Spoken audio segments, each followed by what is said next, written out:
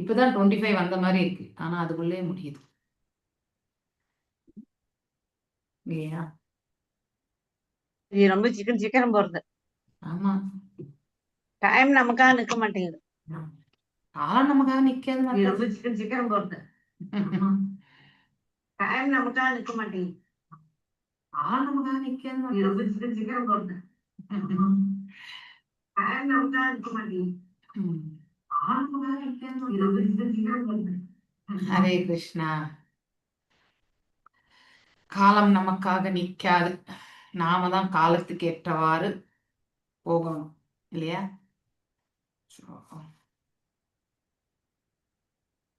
யாரோ ஒருத்தர் அஸ்ட்ராலஜர் கூட இருக்காங்க இதுல. ஹரே கிருஷ்ணா. ஹரே கிருஷ்ணா. ஃபர்ஸ்ட் டைம் அந்த பெயர் பார்க்க. ஹரே கிருஷ்ணா. ஓகே, நாம் இன்னைக்கு கிருஷ்ணா புக்கு படிக்கலாம். ஓம் நமோ பகவதே வாசுதேவாய. ஓம் நமோ பகவதே வாசுதேவாய. ஓம் நமோ பகவதே வாசுதேவாய.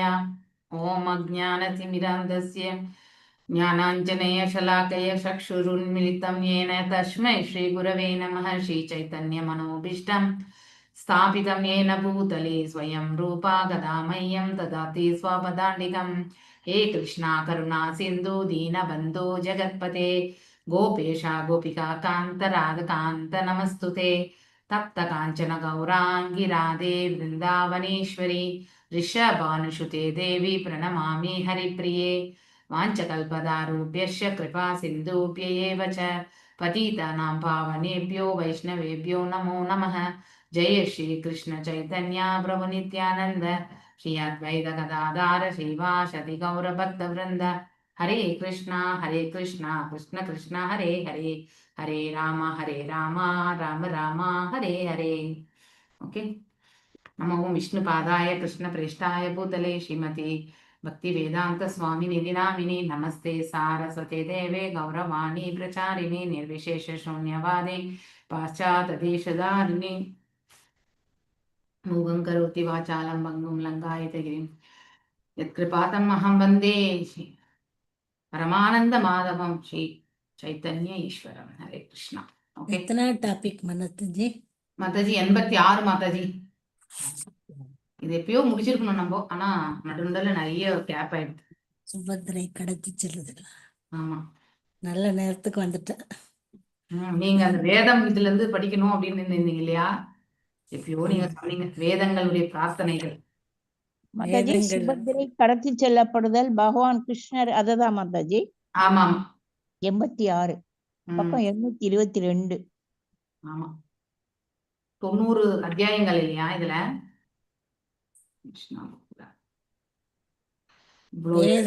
வேதங்கள் உருப்பெற்று பேசும்.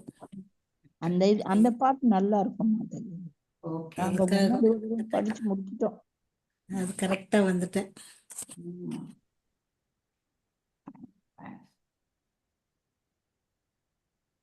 Good Mataji, good. Okay, I think 90 அத்தியாயங்கள் இல்லையா மொத்தம்? ஆமா மாதாஜி. ஆனா இதுல 87 தான் ரொம்ப ரொம்ப பெருசு மாதிரி இருக்கு. ஓகே, சோ யார் வாசிக்கிறீங்க? ஆனா இப்ப என்ன பண்ணலாம், இதுல 3 பேராகிராஃப் படிங்க. நான் அப்பப்ப சொல்றேன், ஏன்னா ஒரேடியா சொல்றதுக்கு அந்த கோர்வை வராது அப்புறமா. ஏன்னா இது வந்து டிஃப்ரெண்ட் டாபிக்ஸா இருக்கிறதுனால பார்த்து சொல்லலாம். இவ்வளவு நாள் கதை தான் கேட்டோம். மோஸ்ட்லி இந்த அத்தியாயம் கூட ஓரளவுக்கு போயிடும். அடுத்த அத்தியாயம் நம்ம வந்து நிதானமா தான் பார்க்கணும். சரிங்களா? அதுல தத்துவம் நிதானமா படிக்கலாம், நோ இஷ்யூஸ். ஓகே, எந்த கோட்டையும் கட்ட போறதுல நம்ம ஓடி போய். ஓகே. சுபத்திரை கடத்தி செல்லப்படுதல் பகவான் கிருஷ்ணர் ருததேவர் மற்றும் பகுலாஸ்வரை சந்தித்தல். எஸ். அத்தியாயம் 86 சுபத்ரை கடத்தி செல்லப்படுதல் பகவான் கிருஷ்ணர் ஸ்ருததேவர் மற்றும் பகிலாஸ்வரை சந்தித்தல். முன் குறிப்பிட்ட ஒரு சம்பவத்தை பற்றி கேட்ட பரீட்சித் மகாராஜா கிருஷ்ணரின் லீலைகளை பற்றி மேலும் அறிய கிருஷ்ணரின் தூண்டுதலின் பேரில் தாத்தா அர்ஜுனர் எவ்வாறு கடத்தி சென்றார் என்பதையும் கூறும்படி சுகதேவ கோஸ்வாமியிடம் கேட்டுக்கொண்டார். தாத்தா எப்படி பாட்டியை கடத்தி சென்று திருமணம் செய்து கொண்டார் என்பதை தெரிந்து கொள்ள பரீட்சித் மகாராஜாவுக்கு அவ்வளவு ஆவல். சுகதேவ கோஸ்வாமி அந்த செய்தியை விவரிக்கலானார். உமது தாத்தாவான மாவீரன் அர்ஜுனன் பல புனித தலங்களுக்கு ஜாத்திரை சென்ற போது ஒரு சமயம் பிரபாசக கஷேத்திரத்துக்கு வந்து சேர்ந்தார். அங்கு அவர் தன் மனைவி தாய்மாமனான வசுதேவரின் மகளான சுபத்ராவின் திருமணத்திற்கான பேச்சுவார்த்தைகளை பலராம பகவான் நடத்தி வருவதாக கேள்விப்பட்டார். சுபத்ராவின் தந்தையான வசுதேவர் மற்றும் சகோதரனான கிருஷ்ணரின் விருப்பத்துக்கு எதிராக சுபத்ராவை துரியோதனனுக்கு திருமணம் செய்விக்க பலராமர் எண்ணியிருந்தார். ஆனால் அர்ஜுனன் சுபத்ராவின் கரம் பற்ற ஆசைப்பட்டார். சுபத்ராவின் அழகில் மனதை பறிகொடுத்திருந்த அர்ஜுனன் அவளை அடைவதில் தீவிரமாக இருந்ததால் அதற்கு ஒரு திட்டம் தீட்டினார். அத்திட்டத்தின்படிக்கை திரிதண்டம் ஏந்திய ஒரு வைஷ்ணவ சந்நியாசியை போல் தரித்து கொண்டார். மாயாவாதி சந்நியாசிகள் ஒரு தண்டம் மட்டுமே அழைத்திருப்பார்கள். ஆனால் வைஷ்ணவ சந்நியாசிகள் திரிதண்டம், அதாவது 3 தண்டங்கள் வைத்திருப்பது வழக்கம். முழுமுதற் கடவுளுக்கு மனம், வாக்கு, காரியம் ஆகிய 3லும் சேவை செய்வதாக அவர்கள் உறுதி எடுத்திருப்பதை அது குறிக்கிறது. திரிதண்ட சந்நியாசி முறை வெகு காலமாக வழக்கத்தில் இருந்து வந்திருக்கிறது. வைஷ்ணவ சந்நியாசிகள் திரிதண்டி என்றும், திரிதண்டி சுவாமிகள் அல்லது திரிதண்டி கோஸ்வாமிகள் என்றும் அழைக்கப்படுகிறார்கள். மத்தஜி பொதுவாக சந்நியாசிகள் மத பிரச்சாரம் செய்வதற்காக நாடு முழுவதிலும் பயணம் செய்வது வழக்கம். ஆனால் இந்தியாவில் ஜூலை முதல் அக்டோபர் வரை 4 மாதங்கள் மழைக்காலங்கள் என்பதால் மேற்கொண்டு எங்கும் பயணிக்காது ஓரிடத்தில் தஞ்சமடைவர். இவ்வாறு அவர்கள் தங்குவது சாதுர்மாசிய விரதம் எனப்படும். ஒரு சந்நியாசி ஓரிடத்தில் தங்கும்போது அங்கு வசிக்கும் மக்கள் அவர் வந்திருப்பதை பயன்படுத்தி கொண்டு அவரிடம் அதிகம் ஆன்மீக முன்னேற்றத்திற்கான உபதேசங்களை பெறுவார்கள். திரிதண்டி சந்நியாசியின் வேஷத்திலிருந்து அர்ஜுனன் துவாரகையில் 4 மாதங்கள் தங்கினார். இது அவர் சுபத்ராவை அடைவதற்காக தீட்டிய திட்டத்தின் ஒரு பகுதி. சந்நியாசியாக வந்திருப்பது அர்ஜுனன் என்பதை பலராமருக்கும் துவாரகையின் மக்களுக்கும் அறியவில்லை. உண்மை அறிந்தால் எல்லோரும் அந்த சந்நியாசியை வணங்கி சென்றார்கள். ஹரே கிருஷ்ணா.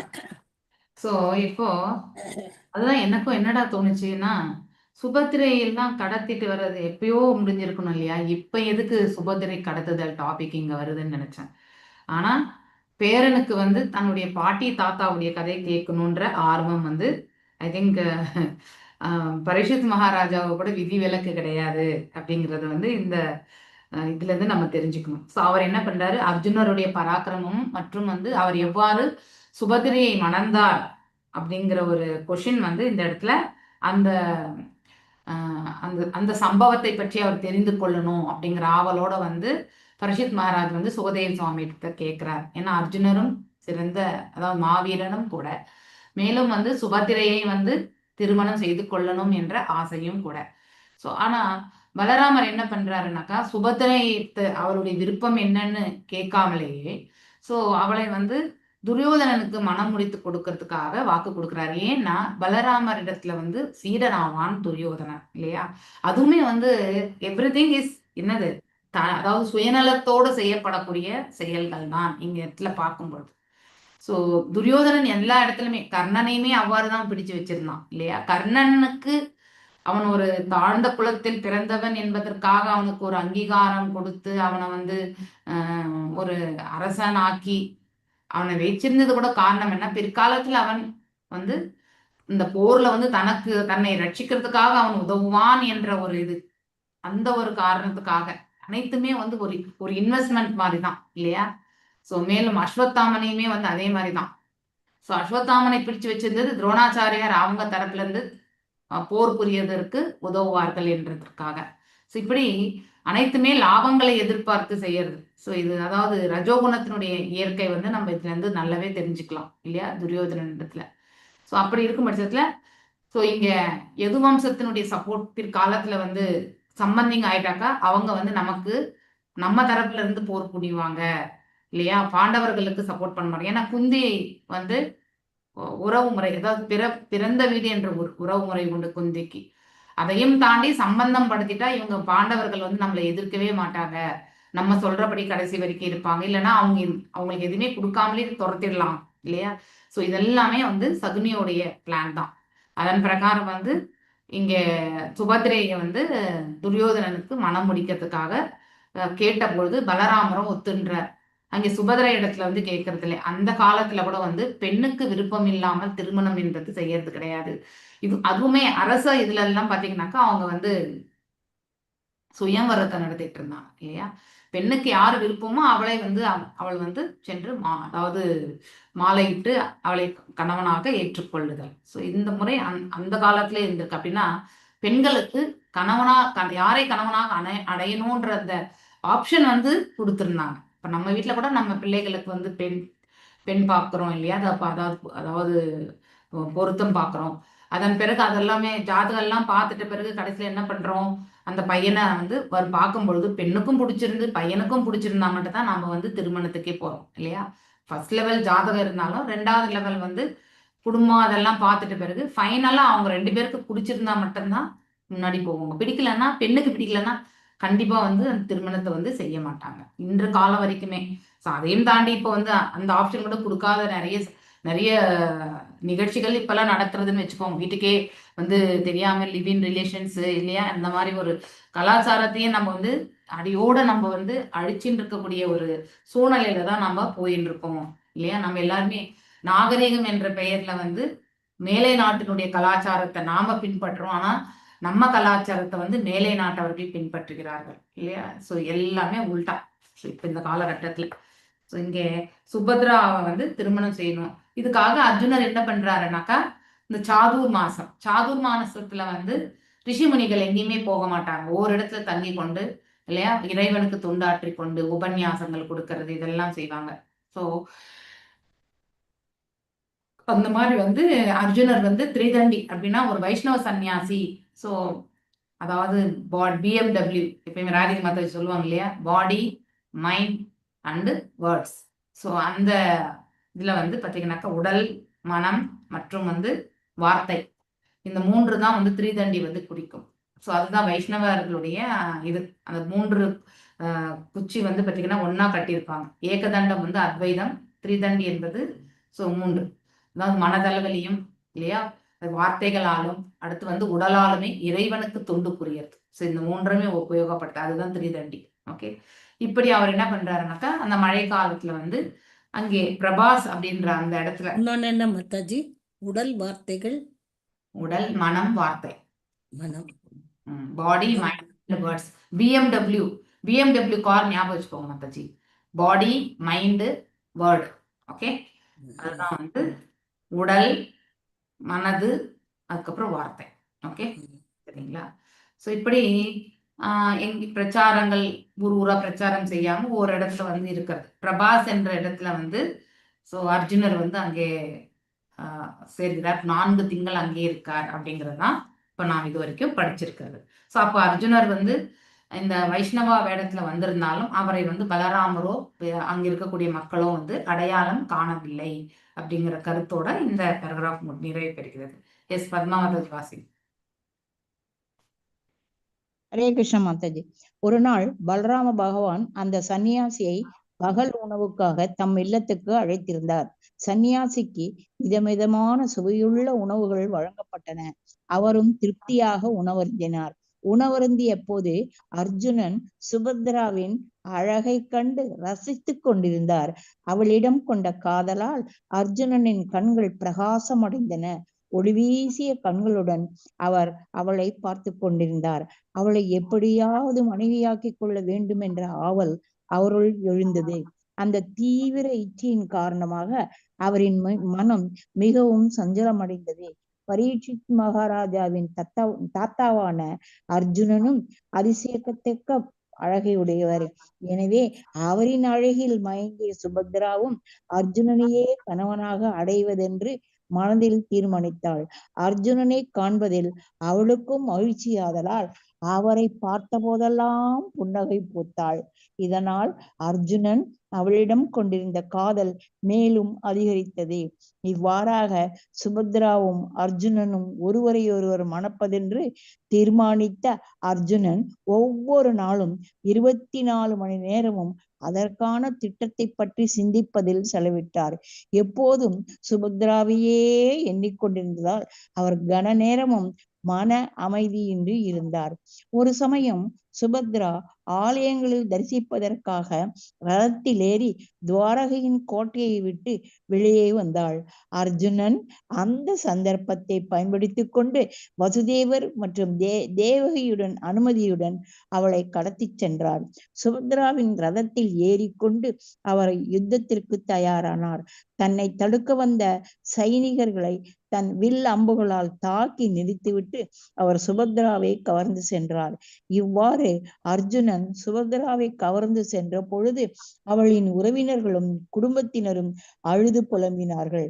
இது பலராமருக்கு தெரிவிக்கப்பட்டு சன்னியாசியாக கருதப்பட்டவன் அர்ஜுனன் என்பதையும் சுபத்ராவை அடைவதற்காக அவர் திட்டமிட்டு மாறுவேஷத்தில் அவளை கடத்தி செல்கிறார் என்பதையும் அறிந்த பலராமர் மிகவும் கோபம் கொண்டார். அவர் பூரண சந்திரனால் அலைகழிக்கப்படும் கடல் அலைகளை பொங்கி எழுந்தார். ஆனால் பகவான் கிருஷ்ணர் அர்ஜுனனின் செயலை ஆதரித்தார். குடும்பத்தில் மற்றவர்களும் அதை ஆமோதித்தார்கள். கிருஷ்ணர் பலராமரின் கால்களில் விழுந்து வணங்கி அர்ஜுனனை மன்னிக்க வேண்டும் என்று பிரார்த்தித்தார். பலராமரும் சுபத்ரா அர்ஜுனனை மிகவும் நேசிக்கிறாள் என்றும் அவரை கணவராக அடைய விரும்புகிறாள் என்றும் அறிந்து சமாதானம் அடைந்து இருவருக்கும் விமரிசையாக திருமணம் செய்வித்தார். மகாராஜா பரீட்சித் கிருஷ்ணனை பற்றி மேலும் அறிய ஆவல் கொண்டதால் சுகதேவ கோஸ்வாமி மற்றொரு சம்பவத்தை விவரிக்கலானார். ஹரே கிருஷ்ண மாதா. ஹரே கிருஷ்ணா. ஸோ இவ்வாறாக இதுல நிறைய எக்ஸ்பிளனேஷன் இல்லை. அதாவது ஒருத்தர் விரும்பினாங்க. ஸோ அப்போ சன்னியாசியா அந்த வேடம் பூண்டு அவருக்கு உணவு பரிமாறுறது இதெல்லாமே பலராமர் அவருக்கு சன்னியாசிகளுக்கு. ஸோ இந்த சன்னியாசிகள் அப்படின்னா ஒரு பகவானுடைய தொண்டர்களுக்கு அவங்கள அவங்களுக்கு சேவை பண்றது ரொம்ப ரொம்ப முக்கியம் என்ற ஒரு கருத்தை நாம் இந்த ஒரு உரையாடலிலிருந்து நம்ம பார்க்கலாம் இல்லையா. அவங்களுக்கு நல்லா வயிறு நிறைய சாப்பாடு இதெல்லாம் பண்ணணும். ஸோ அதுதான் நம்ம வீட்டுக்கு ஒரு சன்னியாசி வராங்க அப்படின்னாக்கா அவங்கள நல்ல முறையில வரவேற்க அவங்களுக்கு பாத சேவை பண்ணி இல்லையா. அடுத்து அவங்களுக்கு அமர்வதற்கு ஆசனத்தை கொடுத்து மற்றும் அவர் உண்ணுவதற்கும் இல்லையா இதுக்கு எல்லாமே ஏற்பாடுகள் செய்து நான் அந்த ஒரு செயலை எல்லாமே இந்த இடத்துல பலராமர் ஏற்பாடு பண்ணியிருக்கார். ஸோ அங்கே வந்திருப்பது அர்ஜுனர் என்பது பிறகு சுபத்ரைக்கு தெரிய வருகிறது. சுபத்ரையும் அதாவது அர்ஜுனருமே பார்க்க ரொம்ப அழகா இருப்பார். அதே மாதிரி சுபத்ரையுமே பார்க்கறதுக்கு ரொம்ப அழகா இருப்பாங்க. ரெண்டு பேருமே ஒருத்தர் திருமணம் செய்து கொள்ளணும் என்ற விருப்பம் கொண்டு மேலும் அர்ஜுனர் என்ன பண்றார், வசுதேவர்கிட்டையுமே தேவகி கிட்டையுமே சென்று உத்தரவு, அதாவது பாத்தீங்கன்னாக்கா பர்மிஷன் அதை வாங்கிட்டு சுபத்திரை ஒரு ஆலயம் செல்லும் பொழுது அங்கிருந்து அவளை கடத்திட்டு போறார் இல்லையா. இந்த செய்தியை உணர்ந்த பிறகு பலராமருக்கு நிறைய கோபம் வருது. அதன் பிறகு அவர் அர்ஜுனர் தான் அப்படின்னு தெரிஞ்ச பிறகு சுபத்திரையும் அவளை விரும்பித்தான் திருமணம் செய்து கொள்ளணும்ன்றதுனால இது. ஹரே கிருஷ்ணா. உமாபதி சிவா. மாதாஜி இது கரெக்டான கிளாஸ் தானா? நீங்க எல்லாரும் வேற ஏதாவது கிளாஸுக்காக இங்க ஜாயின் ஆயிருக்கீங்களா? Saranya, Selvan, I don't know. Rajalakshmi, நீங்க இந்த கிளாஸ் தான் ஜாயின் ஆயிருந்தீங்கன்னாக்கா நோ இஷ்யூஸ். பட் நீங்க வேற ஏதாவது கிளாஸுக்கு ஜாயின் ஆயிருந்தீங்கன்னாக்கா கொஞ்சம் தயவுசெய்து அன்மியூட் பண்ணி சொல்லுங்க. ஓகே. இப்படி இருவருக்குமே திருமணம் நடக்கிறது அப்படிங்கிற ஒரு இதோட இந்த சுபத்திரை கடத்தரக்கூடிய அந்த ஒரு நிகழ்வு நிறைவு பெறுகிறது. ஓகே. நெக்ஸ்ட் இன்னொரு இன்சிடென்ட் அதுக்கு பகவானும் பலராமுடைய பாதங்களை நமஸ்கரித்து பிரார்த்திச்சு கொள்றாரு. அவங்க ரெண்டு பேருக்கு திருமணம் நடக்கட்டும் அப்படின்னு சொல்லிட்டு இல்லையா. ஸோ அதை ரொம்ப அதாவது பகவான் இப்போ பகவான் நிலையை பார்க்கணும் அதுல நம்ம. he being the supreme, எப்பவுமே அவருடைய அனுஜனாகத்தான் வந்து பலராமர். அர்ஜுனனுக்கு தான் கொடுக்கணும்னு அந்த நாள காலில் விழுந்து கேட்டுக்கிட்டாரா வந்தது? ஆமாம், அவர் அண்ணன். ஏன்னா கோவம் இல்லையா, பலராமருக்கு கோவம். ஏன்னா அவர் ஏற்பாடு பண்ண திருமணத்துல இருந்து அது வந்து துரியோதனனுக்கு ஒரு அவமானம். சோ அதனால வந்து இவர் மன்றாடி வந்து அவங்களுக்கு திருமணம் செய்யணும்னு போது அதுக்கப்புறம் வந்து பலராமரும் வந்து ஒத்துன்றார், அவ்வளவுதான். சோ அப்படி ஆகுறது. எல்லா இடங்களிலுமே வந்து பகவான் எப்பவுமே பெரியவரா வருவார், அவருடைய அனுஜனா வந்து பலராமர் வந்து சின்னவரா தான் வருவார். ஆனா இந்த ஒரு அவதாரத்துல மட்டும் பலராமர் வந்து அண்ணனாகவும் அடுத்து வந்து பகவான் வந்து தமையனாகவும் வர்றார். ஸோ அந்த இதுவுமே வந்து அந்த ஆப்பர்ச்சுனிட்டியுமே வந்து பகவான் தான் ஏற்படுத்துறது இல்லையா. ஸோ ராமர் லக்ஷ்மணன் இல்லையா. அடுத்து அதே மாதிரி வேற எந்த இதுல வந்து இந்த நரநாராயண இதுல பாத்தீங்கன்னா அர்ஜுனர் வருவாரு. அர்ஜுனர், அது வந்து அர்ஜுனர். வேற எந்த இதுல காம்பினேஷன்ல வராங்க, எனக்கு வேற எதோ கூட இருக்கணும். சைதன்யர்ல சைதன்ய நித்யானந்தா. ஓகே ஓகே, சைதன்ய நித்யானந்தா பலராமருடைய சொரூபம். Thank you Mataji so for reminding. Yes, நித்யானந்தர் வந்து பலராமர் அங்கேயுமே தம்பி தான். ஓகே, எல்லா இடத்துலயுமே தம்பியை தான் வருவார். ஆனா இந்த ஒரு கிருஷ்ண பலராமல மட்டும் அண்ணனா வந்திருப்பார். ஓகே, ஸோ சேஷன் தான், சேஷன் அனந்த சேஷன் தான் இல்லையா.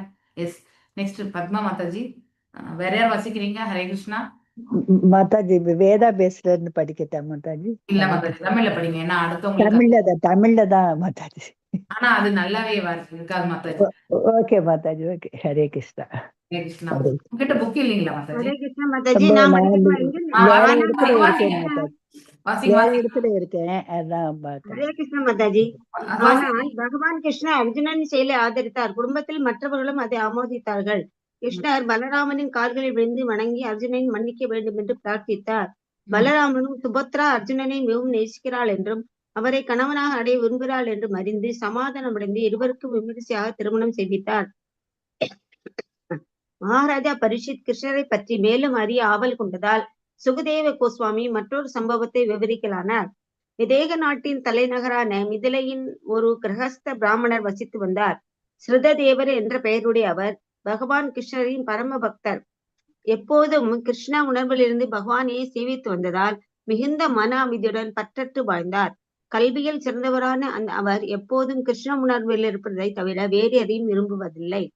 கிரகஸ்தராயிருந்தும் வாழ்வின் தேவைக்கான பணம் சம்பாதிப்பதில் அவர் அக்கறை காட்டவில்லை. மிகுந்த மன அமைதியுடன் பற்றற்று வாழ்ந்தார். அவர் கிடைத்ததோடு திருப்தி அடைந்தவராய் வாழ்க்கை நடத்தினார். அன்றாட தேவைக்காக பொருளை மட்டும் சேகரித்து அதற்கு மேல் ஆசைப்படாமல் இருந்தார். எனவே மன அமைதியுடனும் பிராமணர்களுக்கு என வகுக்கப்பட்டுள்ள வேத நெறிகளை கடைபிடித்து வாழ அவரால் முடிந்தது. அதிர்ஷ்டவசமாக மிதிலையின் அரசனும் அந்த அந்தனரை போலவே பக்திமானாக இருந்தான்.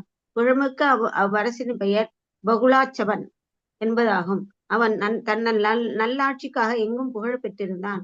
புலந்திருப்திக்காக தன் நாட்டின் எல்லையை விரிவுபடுத்த வேண்டும் என்ற எண்ணம் அவனுக்கு எப்போதும் ஏற்பட்டதில்லை. எனவே அவனும் அந்த அந்தனரை போலவே சிறந்த கிருஷ்ண பக்தனாக விளங்கினான். இந்த இரண்டு பக்தர்களிடமும் மிகுந்த கருணை கொண்டிருந்த பகவான் கிருஷ்ணர் ஒரு நாள் தன் சாரதியான தாருகனை அடித்து மிதிலா நகருக்கு தன்னை அழைத்து செல்லும்படி பணித்தார். கிருஷ்ணருடன் மகா முனிவர்களான நாரதர், வாமதேவர், அத்திரி, வியாசதேவர், பரசுராமர், அச்சிதரக, அருணி, பிரகஸ்பதி, கண்வர், மைத்ரேயர், சேவனர் ஆகியோரும் மற்றவர்களும் சென்றனர். கிருஷ்ணரும் முனிவர்களும் பல கிராமங்களையும் நகரங்களையும் கடந்து சென்ற போது அங்கிருந்த மக்கள் அவர்களை மரியாதையுடன் வரவேற்று பல பொருட்களை வணக்கத்துடன் அர்ப்பணித்தார்கள். குடிமக்கள் பகவானை காண வந்து கூடிய போது பகவான் உபகிரகங்களிடையே என சூரியனை போல காட்சியளித்தார்.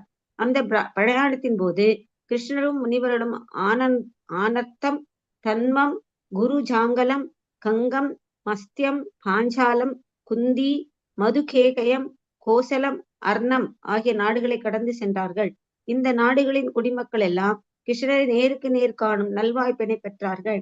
இவ்வாறு தெய்வீக ஆனந்தம் பெற்ற அம்மக்கள் திறந்த மனதுடன் பகவானிடம் அளவில்லா அன்பு செலுத்தினர். பகவானை நேரில் கண்டபோது அவர்கள் தம் கண்களின் மூலம் அமிர்தம் பருவது போல் உணர்ந்தனர். கிருஷ்ணரை அவர்கள் நேரில் கண்டபோது அறியாமையினால் வாழ்வு பற்றி அவர்கள் கொண்டிருந்த தவறான கருத்துக்களை எல்லாம் விலகி போயின. பகவான் பல்வேறான நாடுகளை கடந்து சென்ற போது அவரது கண் பார்வைப்பட்ட மாத்திரத்தில் அந்நாட்டு மக்கள் சகல சௌபாக்கியங்களையும் பெற்று அறியாமையிலிருந்து விடுபட்டனர். சில இடங்களில் மனிதர்களோடு தேவர்களும் கலந்து கொண்டதால் அவர்கள் பகவானின் புகழை பாடும் போது 8 திக்குகளிலும் இருந்த கேடுகள் விலகி போயின. இவ்வாறாக கிருஷ்ணர் மெல்ல மெல்ல விதேக நாட்டை சென்றடைந்தார். ஹரே கிருஷ்ணா மாதாஜி. இன்னும் படிக்கட்டுமா? இருங்க, மறுபடியும் ஒரு ரவுண்ட் எடுக்கிறேன். ஸோ இப்போ நம்ம அர்ஜுனர்தும் சுபத்ரை இதுவுமே கதை முடிஞ்சது.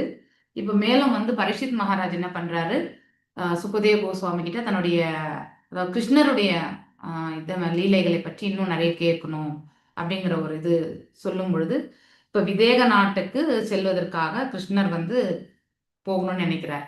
ஸோ அந்த விதேக நாட்டுக்கு போகிறதுக்கு முன்னாடி அங்கே என்னது, அந்த விதேக நாட்டுக்கு எதற்காக போகணுன்ற ஒரு சூழ்நிலையை பற்றி இந்த இடத்துல ரொம்ப இந்த செகண்ட் பேராகிராஃப்ல சொல்லப்பட்டிருக்கு. கிருஷதேவர் என்ற பெயருடைய அதாவது பிராமணர் வந்து வசித்திருந்தார், கிரகஸ்த பிராமணன். ஓகே, அப்படின்னா அங்கே கிரகஸ்தா தர்மம் பரிபாலிக்கிறது இல்லையா. ஸோ அதாவது பிரம்மச்சரியம், கிரகஸ்தன், வனப்பிரஸ்தன் மற்றும் சன்னியாசி. ஸோ அந்த கிரகஸ்த தர்மத்துல வந்து ஒருவனுக்கு ஒருத்தி, அது வந்து ஃபர்ஸ்ட் கோட்பாடு. பிள்ளைகளை வந்து கர்ப்பதான சம்ஸ்கார முறையில் வந்து ஈண்டெடுக்கும். அது ಎಲ್ಲ ಹೊರಗಡೆ ಇಟ್ಟುಬಿಡಿ. ನಾನು ಕೊಡ್ತೀನಿ. ஸோ மிதிலை, விதேக நாட்டு தலைநகரம் மிதிலை. மிதிலை வந்து எங்க வருது சொல்லுங்க? நேபாள் தானே வரும். ஆக்சுவலி அது நேபாள் தான். இப்போ கரண்ட் நேபாளில் தான் வருது ஆக்சுவலி. ஸோ அந்த மிதிலை நகரம் வந்து இந்த மிதிலை நகரம் ஈவன் ராமர் காலத்திலயுமே இருந்தது இல்லையா. ஜனகர் வந்து அரசனாக இருந்தார். ஸோ அந்த நாட்டில் வந்து ஒரு பக்தர். ஓகே, அவர் வந்து பகவானுக்கு வந்து பக்தி எப்படி கிரகஸ்தான ஆசிரமத்தில் பாருங்க, அந்த பக்குவம் வந்து அதாவது இந்த இயற்கையினுடைய 3 குணங்களுக்கு அப்பாற்பட்ட நிலையில போய் அன்றாட ஜீவனுக்கு. இதே மாதிரி ஒரு கருத்து நம்ம எந்த இடத்துல படிக்கிறோம்? சைத்தன்ய மகாபிரபு இதுலையுமே படிக்கிறோம் இல்லையா. சைத்தன்ய மகாபிரபு சுகதேவ கோஸ்வாமி வந்து ஒரு அதாவது பால் கறக்கக்கூடிய அந்த அத்தனை நாழிகை மட்டும்தான் ஒரு வீட்டாண்டு இருப்பாராம். ஸோ அங்கேயும் ஒரு கிளாஸ் பால் அப்படிதான், அதோட அவருடைய இது முடிஞ்சது. அப்படிதான் வந்து அந்த சந்நியாச வாழ்க்கை இதெல்லாமே பண்ணதா சொல்லப்படுகிறது. ஓகே, சுகதேவ கோஸ்வாமி. ஸோ கொடுக்கலையா அன்னைக்கான பொழுது கிடையாது. ஸோ ஈவன் இந்த சந்நியாசத்துல வந்து ஒரு கோட்பாடு உண்டு, மினிமம் 5 வீடுகளில் மட்டும்தான் யாசகம் படணும். ஆஸ் பர் வேத சாஸ்திரங்கள் பிரகாரம் அன்னைக்கு அவங்க 5 வீட்டுக்கு செல்கிறார்கள். அங்கே எதுவுமே கிடைக்கலனாக்கா they have to come back. அவங்க வந்து திரும்பி வந்துடணும், அவ்வளோதான். ஸோ நம்ம அப்படி கிடையாது இல்லையா. ஸோ அதாவது முடியலையா அடுத்த வீடு நம்ம பார்த்தே ஆகணுன்ற அந்த ஒரு குறிக்கோள் நமக்கு வரும். ஆனால் பிராமணர்களுடைய இது வந்து யாசகம் வந்து இப்படிதான் இருந்தது. அப்படின்னா வேத சாஸ்திரங்கள் என்ன சொன்னதோ அதை தான் அந்த காலகட்டத்தில் வந்து பிராமணர்கள் வந்து அனுஷ்டித்தார்கள் இல்லையா. அதே மாதிரி அவங்கள வந்து ரட்சிக்க வேண்டியதும் சத்திரியர்களுடைய தர்மமும் ஆகும். ஸோ இந்த ரெண்டுமே நம்ம பார்க்கணும். ஸோ அவருடைய கிரகஸ்த ஆசிரமத்தை பற்றி எவ்வளோ அழகாக சொல்லியிருக்காங்க பாருங்க இல்லையா. அதாவது கல்வியில் சிறந்தவரான அவர் எப்பொழுதும் கிருஷ்ண உணர்விலே இருப்பதை தவிர வேற எதையுமே விரும்பலை. அப்படின்னா அவருடைய நாட்டம் எல்லாமே வந்து இறை உணர்வுக்கு தான். ஸோ இந்த பௌதீக உணர்வின் மீது அவர் லயிக்க நிமித்த மாத்திரமே இல்லையா. சம்பாத்தியம் என்பது இல்லையா, சம்பாதிப்பத்தில் அவர் அதிகமாக தேவைக்கு அதிகமான சம்பாதிக்கிறதுல வந்து அவர் அதாவது அவருடைய ஈடுபாடு இல்லாமல் இருந்தாரு. மிகுந்த மன அமைதியுடன் பற்றற்று வாழ்ந்தார். வெரி நைஸ் காம்பினேஷன் அந்த வேர்டிங்ஸை நம்ம பார்க்கணும்னா.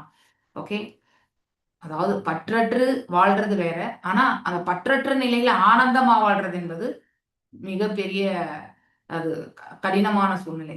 இப்ப நம்ம எதுனா ஒரு நிலை பிடிக்கல, விரக்தி இல்லையா, வெறுப்பு இதெல்லாம் வந்த பிறகுதான் நம்ம ஃபைனலா வந்து டிட்டாச்மெண்ட் மோட்கே போகும் இல்லையா. ஒன்று நான் இந்த பொருளை வாங்கணும்னு நினைக்கிறேன், இந்த பொருள் வந்து இதே கலர் இதே மாதிரிதான் வாங்கணும் அப்படின்னு நினைச்சிட்டு இருப்பேன். அந்த ஒரு பர்டிகுலர் கடையில மட்டும்தான் அது இருக்கும்னு நினைச்சேன். அதன் மீதே நான் ரொம்ப ஆசை கொள்வேன். அவங்க வந்து ஸ்டாக் வருது, ஒரு 10 நாள் கழிச்சு ஸ்டாக் வருதுன்னு சொல்லுவாங்க. ஸோ ஸ்டாக் வரும்னு சொல்லிட்டு 10 நாள் கழிச்சு நம்ம கேட்கும் பொழுது இனிமே அது வராது, நிறுத்திட்டாங்க அப்படின்னு சொல்லிட்டாக்க நமக்கு எப்படி இருக்கும்? ஸோ நம்ம வந்து ஒரு மாதிரி வெறுப்பு இல்லையா. அப்புறமா அந்த வெறுப்பை வந்து நம்ம வந்து அடுத்தவங்க மேல காட்டுவோம் நம்ம இல்லையா.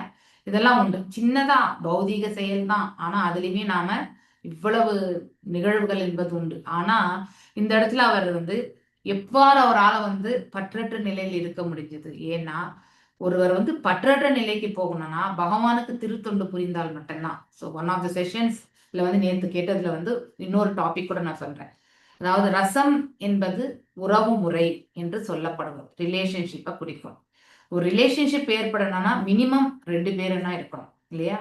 ஸோ அந்த 2 பேர் மினிமம் யாருன்னா இந்த ஜீவாத்மாவும் பரமாத்மாவும். பேசிக்கலி நம்ம கண்ணுக்கே புலப்படாது இருக்கக்கூடிய இந்த ஜீவனும் மற்றும் அந்த பரம்பொருள் தான் இல்லையா? ஸோ அந்த 2 நபர்கள் நமக்கு தேவை. ஸோ பக்தியில வந்து நம்ம சாதன பக்தி பண்ணிட்டே இருக்கும்பொழுது என்ன ஆகும்னாக்கா நம்ம பகவான் மீது வந்து ஒரு நியூட்ரலைஸ்டா, அதாவது எந்த உறவு முறை கிடையாது. ஆனா ஈடுபாடு என்பது ஒரு காலகட்டங்கள் வரும்போது ஏற்படும் இல்லையா? அதுதான் சாந்தரசா. ஒருத்தர் சாந்தரசால இருந்து நெக்ஸ்ட் என்ன பண்ணுவாங்க? தாஷ்ய ரசாக்கு போவாங்க. ஸோ அவரை வந்து என்ன உறவு முறையில நம்ம வந்து பகவானை சேவிக்க முடியும்? ஆரம்ப கட்டத்துல அவருக்கு ஒரு சேவகனா மட்டும்தான் நம்மளால செய்ய முடியும். ஸோ சாந்தத்துல இருந்து சாக்கியா, சாந்தத்துல இருந்து தாஷ்யம், தாஷ்யம்ல இருந்து அடுத்து நம்ம இன்னும் ஜாஸ்தியா வந்து பகவானத்துல பக்தி கொள்ளும் பொழுது சாக்கிய உணர்வு வந்து ஏற்படும். சாக்கியத்துல இருந்து நெக்ஸ்ட் வாத்சல்யம், அதுக்கப்புறம் தான் மாதுரியம். ஸோ இப்படி ஒன்றிலிருந்து ஒன்று போறதுக்கு வந்து நமக்கு வந்து கிடைக்கும். ஓகே, ஸோ அது வந்து பக்தியினுடைய அளவு.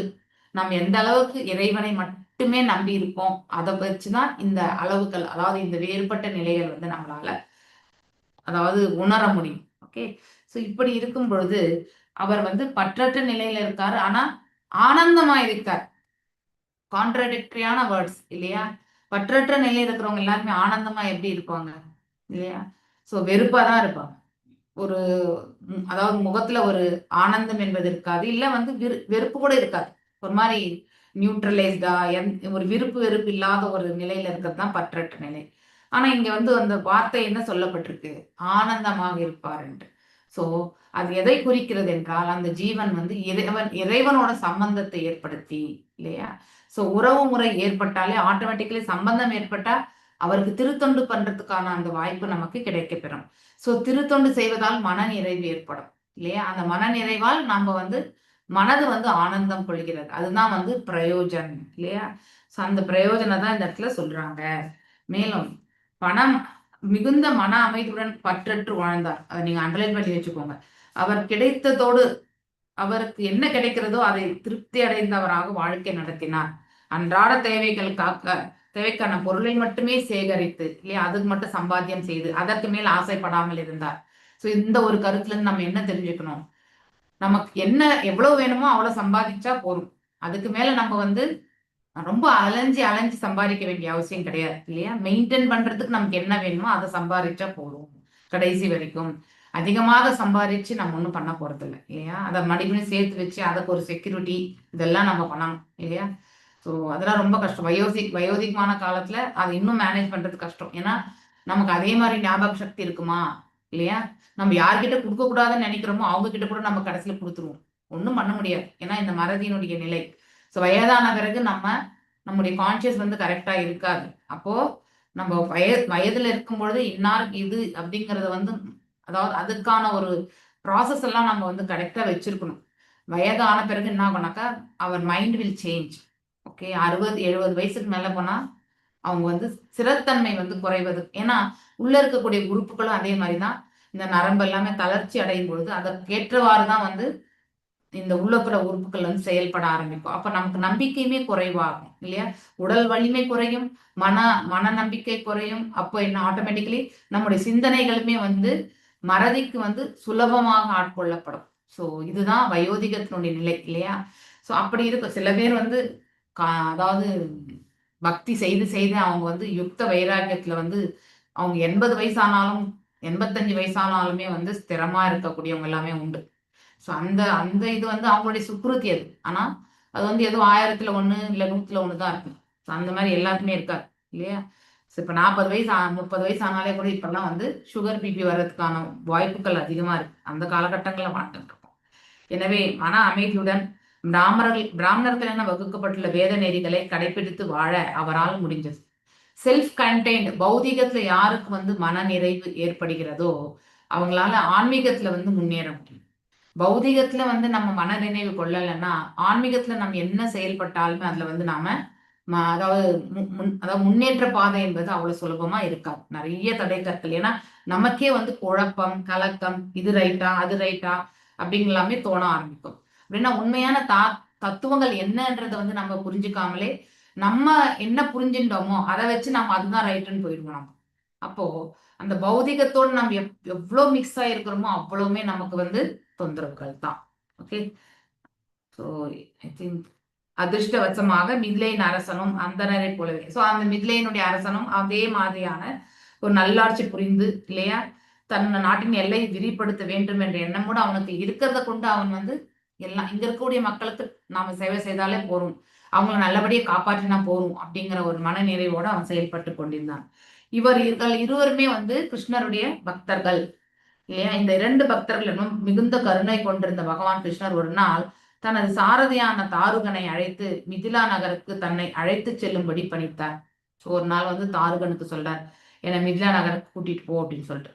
கிருஷ்ணருடன் மகாமுனிவர்களான இவங்க எல்லாருமே யாரு, நாரதர், வாமதேவர், அத்திரி, வியாசதேவர், பரசுராமர், அசிதர், அருணி, பிரகஸ்பதி, கன்வர், மைத்ரேயர், சியவனர் இல்லையா ஆகிய முனிவர்கள் பல கிராமங்களை நகரங்களையும் கடந்து சென்ற போது அங்கிருந்த மக்கள் அவர்களை மரியாதையுடன் வரவேற்று பல பொருட்களை வணக்கத்துடன் அர்ப்பணித்தார். இந்த காலத்துல கொடுக்குறாங்களான்னு தெரியாது, ஆனா அந்த காலத்துல அதாவது இந்த காலத்துல போலி சாமியார்கள் நிறைய இருக்கிறதுனால உண்மையான சாமியார்கள் வந்தாலும் இந்த காலத்துல யாருமே செயல்பட மாட்டாங்க இல்லையா. ஸோ அப்போ வந்து அங்கிருந்த மக்கள் எல்லாமே போகக்கூடிய வழியில எல்லாருமே வந்து அவங்களுக்கு நல்ல உபச்சரணை. ஓகே, ஸோ அந்த பிரயாணத்தின் போது கிருஷ்ணரும் முனிவர்களும் ஆனர்த்தம், தன்வம், குருஜாங்கலம் இதெல்லாமே வந்து ஸ்தலங்கள். ஓகே, எந்தெந்த ஸ்தலங்களை அவங்க கடந்து சென்றாங்க. குருஜாங்கலம், கங்கம், மத்சயம், பாஞ்சாலம், குந்தி, மதுகேகயம், கோச்சலம், அர்ணம் ஆகிய நாடுகளை கடந்து சென்றார்கள். இத்தனை நாடுகளை வந்து கடந்து சென்றிருக்காங்க. இந்த நாடுகளின் குடிமக்கள் எல்லாம் கிருஷ்ணரை நேருக்கு நேர் காணும் நல்வாய்ப்பினை பெற்றார்கள் இல்லையா. பகவானை நேருக்கு நேரா பார்க்கக்கூடிய சந்தர்ப்பம் அவங்களுக்கு கிடைச்சது, நமக்கு தான் கிடைக்கல இல்லையா. இவ்வாறு தெய்வீக ஆனந்தம் பெற்ற மக்கள் திறந்த மனதுடன், அப்படின்னா ஓப்பன் ஹார்ட்டட், அப்படின்னா மனசுக்குள்ள எந்த ஒரு உள்ளொன்று புறமொன்று இல்லாம இல்லையா, ஒரு பிளெயினான இருக்கக்கூடிய அந்த மனிதர்கள் அளவிலாத அன்பை வந்து செலுத்தினார்கள் இல்லையா கிருஷ்ணரின் மீது. பகவானை நேரில் கண்டபோது அவர்கள் தன் கண்களின் மூலம் அமிர்தம் பருவது போல உணர்ந்தனர். அப்படின்னா அவருடைய சௌந்தரியம் இல்லையா, அவருடைய பேச்சு, ஸோ இதெல்லாம் வந்து அவருடைய அந்த வார்த்தைகள் இதெல்லாம் கேட்கும் பொழுது அவர்கள் தேன் பாய்ந்தது போல அமிர்தம் பாய்ந்தது போல இருந்தது என்று சொல்லப்பட்ட பருகுவது போல இருந்தது. கிருஷ்ணரை அவர்கள் நேரில் கண்டபோது அறியாமையினால் வாழ்வு பற்றி அவர்கள் கொண்டிருந்த தவறான கருத்துக்கள் எல்லாம் விலகி போயின. ஸோ வாழ்க்கைன்னா என்ன அப்படின்னாக்கா இந்த இடத்துல என்ன மாதிரி எண்ணியிருப்பாங்கன்னு நம்ம நினைக்கிறோம், எல்லாமே உடல் தளத்துல தான் இருக்கும் இல்லையா, பௌதிக தளத்துல இருந்து பார்த்திருப்பாங்க. ஆனா ஆன்மீக தளத்தில் நோக்கும் பொழுது நம்ம ஆன்மா அப்படிங்கறது எல்லாமே நாம புரிஞ்சுக்க முடியும் இல்லையா. மேலும் பகவான் பல்வேறான நாடுகளை கடந்து சென்ற போது அவரது கண் பார்வைக்கு பட்ட மாத்திரத்தில் அந்நாட்டு மக்கள் சகல சௌபாகியங்களும் பெற்று அறியாமலிருந்து விடுபட்டனர். ஏன், பகவானுடைய கடைக்கண் பார்வைப்பட்டாலே அந்த இடம் எல்லாமே வந்து புனிதமான ஸ்தலமே இல்லையா.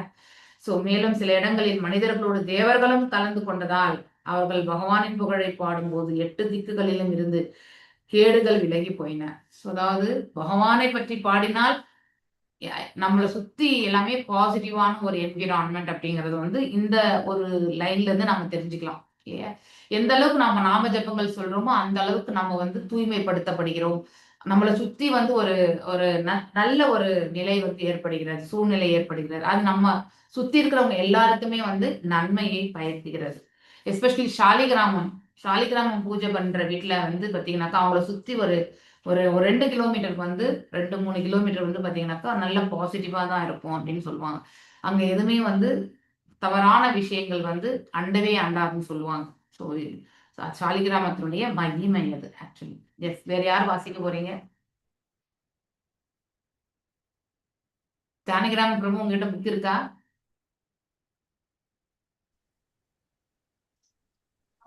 இல்ல மாதாஜி. நான் வாசிக்கட்டுமா மாதாஜி? வாசிங்க மாதாஜி. ஹரே கிருஷ்ண மாதாஜி. ஹரே கிருஷ்ணா. ஹரே கிருஷ்ணா. பகவானின் வருகை பற்றி செய்தி கிடைத்ததும் விதேக நாட்டின் தலைநகரான மிதிலியில் குடிமக்கள் மட்டில்லா மகிழ்ச்சி அடைந்து கைகளில் பரிசு பொருட்களை ஏந்தி கொண்டு அவரை வரவேற்க வந்தனர். பகவான் கிருஷ்ணரை கண்டதும் உதய சூரியனை கண்ட தாமரை போல் அவர்கள் உள்ளங்கள் பரமானந்தம் கொண்டு மலர்ந்தன. முன்னர் அவர்கள் மகாமுனிவர்களின் பெயர்களையும் கேட்டிருந்தாலின்றி அவர்களை ஒரு பொழுதும் கண்டதில்லை.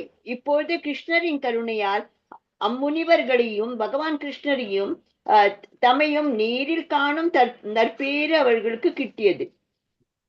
அரசனான பகுலாஸ்வனும் அந்தனர் சுதி தேவரும் பகவான் தங்களை காண வந்திருந்த அறிந்து அவரின் பாத தாமரைகளை விழுந்து கூப்பிடியபடி கிருஷ்ணரை முனிவர்களையும் தம் இல்லத்துக்கு வர வேண்டும் என்று வேண்டிக் கொண்டார்கள். அவர்கள் இருவரையும் ஒரே சமயத்தில் திருப்தி செய்ய விரும்பிய பகவான் கிருஷ்ணர் தம்மை இருவராக வியாபித்துக் கொண்டு இருவரும் மன்னுக்கும் சென்றார்.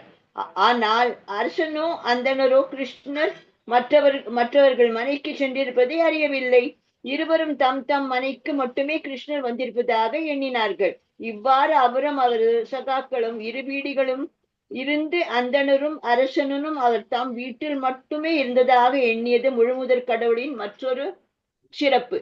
இது கடவுளின் வைபவ பிரகாசம் எனப்படும். அது போலவே கிருஷ்ணர் 16,000 மணி வரை அடைந்த பொழுது அவர் 16,000 வடிவங்களில் தம்மை வியாபித்து கொண்டாலும் அவர் வடிவங்களும் ஒவ்வொன்றும் அவரின் எல்லா சிறப்புகளையும் கொண்டிருந்தது. அதே போல் விருந்தாவனத்தில் கிருஷ்ணரின் பசுக்களையும் கன்றுகளையும் இடைச்சிறுவர்களையும் பிரம்மா திருடிய பொழுது கிருஷ்ணர் தம்மை பசுக்களாகவும் கன்றுகளாகவும் இடைச்சிறுவர்களாகவும் வியாபித்து இருக்கிறார். விதேக நாட்டு அரசனான பகுலாச்வன் சிறந்த புத்திமான், நற்பண்பு உடையவன். அத்தகைய முனிவர்களும் மொழிமுதற் கடவுளும் தன் இல்லத்தில் இருக்க கொண்டு ஆச்சரியமடைந்தான். உலக காரியங்களில் ஈடுபட்டிருக்கும் கட்டுண்ட ஆத்மா மற்றிலும் தூயவனாக இருக்க முடியாதென்பதை அவன் அறிவான். எனவே அப்படிப்பட்டவனான தன் இல்லத்தில் வாமுனிவர்களும் முழுமுதற் கடவுளாக கிருஷ்ணரும் வந்திருக்கிறார் என்றால் அது கிருஷ்ணரின் காரணம் கடந்த கருணையால் ஏற்பட்ட உள்ளது என்பது அறிந்து அவருக்கு நன்றி கூறலானார். மிகுந்த நன்றியுணர்வுடன் தம் விருந்தினர்களை என்ற மட்டும் நன்றாக உபசரிக்க விரும்பிய அரசன் நேர்த்தியான ஆசனங்களையும் மெத்தைகளையும் வரவழைத்து கிருஷ்ணரையும் முனிவர்களையும் அமர செய்தான். அந்த சமயம் பகுலார்ச்சுவ மன்னனின் மனம் நிலையில்லாம இருந்ததால் அதற்கு காரணம் அவனுக்கு ஏதோ பிரச்சனைகள் இருக்குது என்பதல்ல. அப்போது அவன் மிகுந்த அன்பினாலும் பக்தியினாலும் பரவசம் அடைந்திருந்தான். அவனின் உள்ளம் கிருஷ்ணர் மற்றும் முனிவர்களுடன் அவன் கொண்டிருந்த அன்பினால் நிறைந்து இருந்தது. அவனுடன் கண்களின் ஆனந்த கண்ணீர் பெருகொடுத்து ஓடியது. அவன் தன் தெய்வீக விருந்தர்களை கால்களை கழுவிய பின் அந்நீரை அவனும் அவன் குடும்பத்தினரும் தன் தலையில் தெளித்து கொண்டனர். பின்னர் அவர் தன் விருந்தினர்களுக்கு அழகிய மலர் மாலைகளை அணிவித்து சந்தனம், தூபம், புத்தாடைகள், ஆபரணங்கள், தீபங்கள், பசுக்கள், எருதுகள் ஆகியவற்றை தன் அரசு அந்தஸ்துக்கு ஏற்ப வழங்கி ஒவ்வொருவரையும் வணங்கினார். எல்லோரும் நன்கு உணவெறிந்து திருப்தியாக அமர்ந்திருக்கும் பொழுது பகுலாச்சுவன் பகவான் கிருஷ்ணரிடம் வந்து அவர்கள் தாமரை பாதங்களில் தன் மடியில் மேல் தாங்கி அவற்றை வருடியபடி இனிய குரலின் பகவானின் மகிமைகளை குறிப்பிட்டு பேசினார். ஹரே கிருஷ்ண மாதாஜி. ஹரே நீங்களும் அப்படியே கண்டினியூஸ் பண்ணி மாதாஜி, அவங்களுக்கு உடம்பு சரியில்லாம ஹாஸ்பிட்டல் அட்மிட் பண்ணிருக்காங்க மாதாஜி. அங்கதான் நானே இன்னைக்கு போய் பழனியில அக்கா பாத்துட்டு வந்தேன் மாதாஜி. என்னாச்சு? இந்த கிளைமேட் 4 நாளா வந்து அங்க மழைங்க மாதாஜி. திருப்பதிக்கு போயிட்டு வந்தாங்க ஒரு வாரம். அப்ப கூட ஒண்ணும் இல்லை. இந்த மழையே அந்த வெயிலும் மாறி குளிர் இருந்தனால உடம்பு சரியாம இன்னும் எதுவுமே சாப்பிடல மாதாஜி. ட்ரிப்ஸ் தான் ஏறி இருக்குது. இப்ப வீட்டுக்கு கூட்டிட்டு வந்துட்டாங்க. இன்னுமே சாப்பிட முடியலமா அப்படின்னு சொல்லிட்டு இருந்தாங்க மாதாஜி. போய் பார்த்துட்டு தான் வந்தேன் மாதாஜி காலையில. பார்த்துட்டு இப்பதான் கொஞ்ச நேரத்துக்கு முதல்ல வந்தேன். எல்லாரும் அட்லீஸ்ட் ஒரு வாட்டி மகாமந்திரம் சொல்லிடலாம். அவங்களுக்கு நல்லபடியா உடல் நல்லா இருக்கட்டும். ஹரே கிருஷ்ணா ஹரே கிருஷ்ணா கிருஷ்ணா கிருஷ்ணா ஹரே ராமா ஹரே நல்லபடியா உடம்பு நல்லாயி ஓகே, நல்லா உடம்பு நல்லாயி பாகவதம் கிளாஸ்க்கு திருப்பி வரட்டும். ஓகே, நல்லா ஆக்டிவா இருப்பாங்க மாதாஜி. நல்லாவே எங்கேனாலும் நடப்பாங்க, போவாங்க, செய்வாங்க. எனக்கு பார்த்துட்டு கண்ணில் தண்ணி வந்துருச்சு மாதாஜி. ஹரே கிருஷ்ணா மாதாஜி. பகவானி. Yes yes Revathi Mataji continue பண்ணுங்க. ஹரே கிருஷ்ண மாதாஜி. அன்பார்ந்த பகவானே, நீர் உயிர்வாழிகளின் பரமாத்மாவாக வீற்றிருந்து ஒவ்வொருவரின் செயல்களின் சாட்சியாக விளங்குகிறேன். எனவே நாங்கள் கடமையில் கருத்துள்ளவர்களாய் உமது நித்திய சேவையிலிருந்து பிறழாமல் நினைத்திருப்பதற்காக எப்போதும் உமது பாத திராமைகளை நினைத்து இருக்கிறோம். நாங்கள் உமது பாத கமலங்களை இடைவிடாது எண்ணிக்கொண்டிருப்பதால் நீர் எனது இல்லத்திற்கு வந்து உமது கருணையை வழங்கி திருவுள்ளம் கொண்டு உள்ளீர். நீர் பல சமயங்களை கூறியுள்ளபடி உமக்கு பலராமை பகவானின் எப்பொழுதும் உமது சேவையில் ஈடுபட்டிருக்கும் ஸ்ரீ தேவியும் கூட உமது பக்தர்கள் மேலும் அதிகமாக பிரியமானவர்கள். உமது முதல் குமரரான இந்த பிரம்மா தேவனை விட உமது பக்தர்களுடன் நீ அதிகமான அன்பு கொண்டு இருக்கிறீர்கள். இவ்வாறு நீர் கூறியுள்ளதை நிரூபித்திருக்கிறாத வருகை கருணை கூர்ந்து இன்று நீர் எனது இல்லத்திற்கு எழுந்து உருளி இருக்கிறீர். உமது காரணம் கடந்த கருணையையும் பக்தர்களின் நீர் காட்டும் பிரியத்தையும் பற்றி அறிய வந்த பின்னும் மக்கள் நாத்திகர்களாகவும் அரக்க குணமுடையவர்களாகவும் இருப்பது எப்படி என்பதை என்னால் கற்பனை செய்ய முடியவில்லை. உமது பாதார விந்தங்களை அவர்களில் எவ்வாறு மறக்க முடிகிறது? ஹரே கிருஷ்ண மாதாஜி. ஹரே கிருஷ்ண மாதாஜி. இப்போ இருங்க மாதாஜி, நான் விளக்கம் கொடுத்துறேன். ஜெயின் மாதாஜி அப்படியே படிக்கணும். ஓகே, ஸோ இப்போ விதேக நாட்டுக்கு வரார். அங்க பகுலாச்சரன் அவங்க கிருஷ்ணர் வரார் அப்படிங்கிற செய்தி கேட்ட பிறகு அவங்க வந்து அந்த மன்னர் வந்து பகவானை வந்து அதாவது அவரை வந்து ரிசீவ் பண்ணணும் இல்லையா? ஸோ அவரை வரவேற்கிறதுக்காக வர்றாங்க ஆக்சுவலி. ஸோ அப்போ பகவானுடைய எப்படிலாம் அவங்க வரவேற்கிறாங்கன்னு பாருங்க இந்த இடத்துல இல்லையா? ஸோ அவரோட வந்து எத்தனை முனிவர் மற்றும் முனிவர்களுடன் அவர் கொண்டிருந்த அன்பினால் நிறைந்திருந்தது. அவரின் கண்களில் ஆனந்த கண்ணீர் பெருக்கெடுத்து ஓடியது. யாரு? அந்த அரசனுடையது. அவன் தன் தெய்வீக விருந்தினர்களின் கால்களை கழுவிய பின் இல்லையா பகவான் திருவடிகளை வந்து அவர் வந்து பாத சேவன் அந்நீரை அவனும் தன் குடும்பத்தின் தலைமையில் தெளித்துக் கொண்டனர். பின்னர் விருந்தினர்களுக்கு அழகிய மலர் மாலைகள் அணிவித்து இல்லையா அப்படின்னா பகவானுக்கு அழகான மலர் மாலைகள், சந்தனம், தூபம், புத்தாடைகள், ஆபரணங்கள், தீபங்கள், பசுக்கள், எருதுகள் ஆகியவற்றை தன் அரசு அந்தஸ்துக்கு ஏற்ப வழங்கி ஒவ்வொருவரையுமே வந்து வணங்கினான். யாரு? அந்த பகுலாஸ்வரனா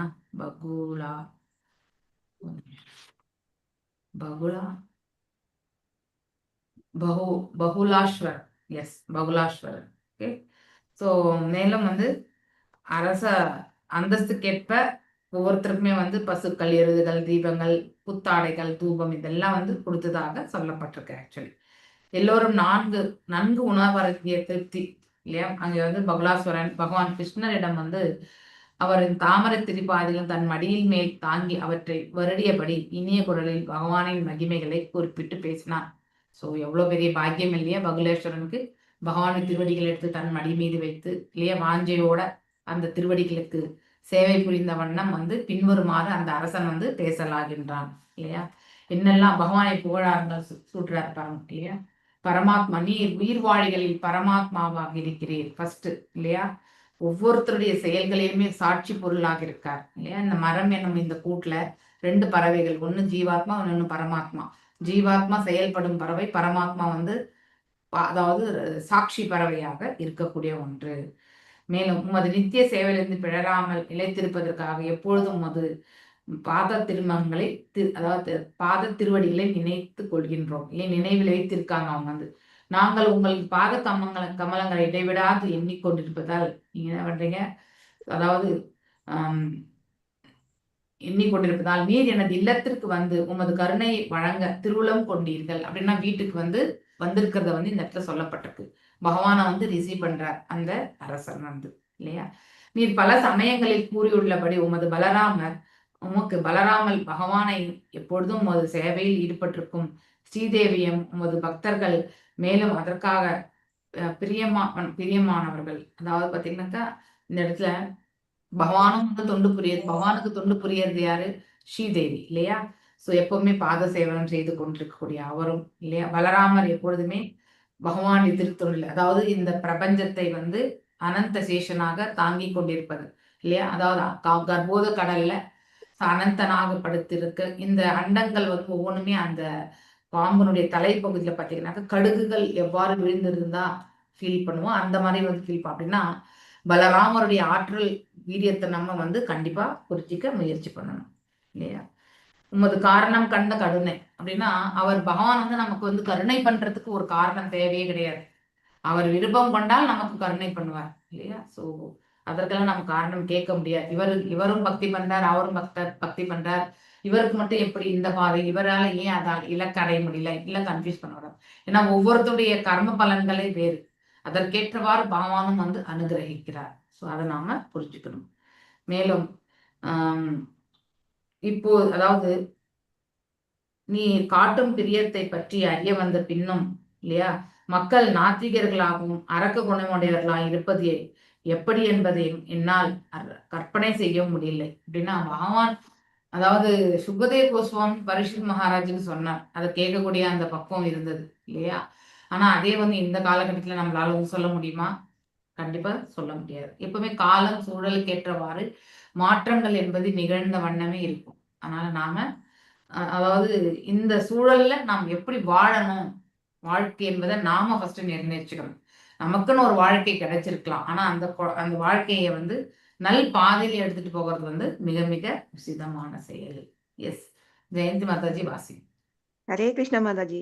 அன்பார்ந்த பகவானே, ஒருவன் கிருஷ்ண உணர்வில் நிலைத்திருப்பதற்கு எல்லாவற்றையும் தியாகம் செய்யும் போது சில வேளைகளில் நீர் அவனது கலப்படமற்ற பக்திக்கு பிரதிபலனாக அன்புடன் தாராள மனதுடன் உண்மையே அவனுக்கு அளிக்கிறீர் என்பது தெரிந்ததே.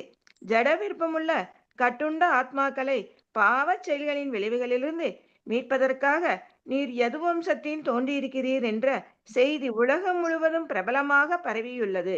அன்பார்ந்த பகவானே, நீர் எல்லையற்ற கருணை கடல், அன்பின் சாகரம். உமது பரமமான ரூபம் ஆனந்தம், அறிவு, நித்தியத்துவம் ஆகியவற்றால் நிரம்பியுள்ளது. உமது சியாம சுந்தர கிருஷ்ண வடிவத்தின் அழகு எல்லோரின் உள்ளங்களையும் வசீகரிக்கிறது. உமது அறிவு வரம்பற்றது. பக்தி தொண்டாற்றுவது எப்படி என்பதை மக்களுக்கு கற்பிப்பதற்காக உமது அவதாரமான நரநாராயணர் அனுப்பியிருக்கிறீர். அவர் பத்ரி நாராயணத்தில் கடுந்தவம் புரிந்து வருகிறார். எனவே என் பணிவான வணக்கங்களை உமது பாத கமலங்களில் சமர்ப்பிக்கிறேன், ஏற்றுக்கொள்வீராக.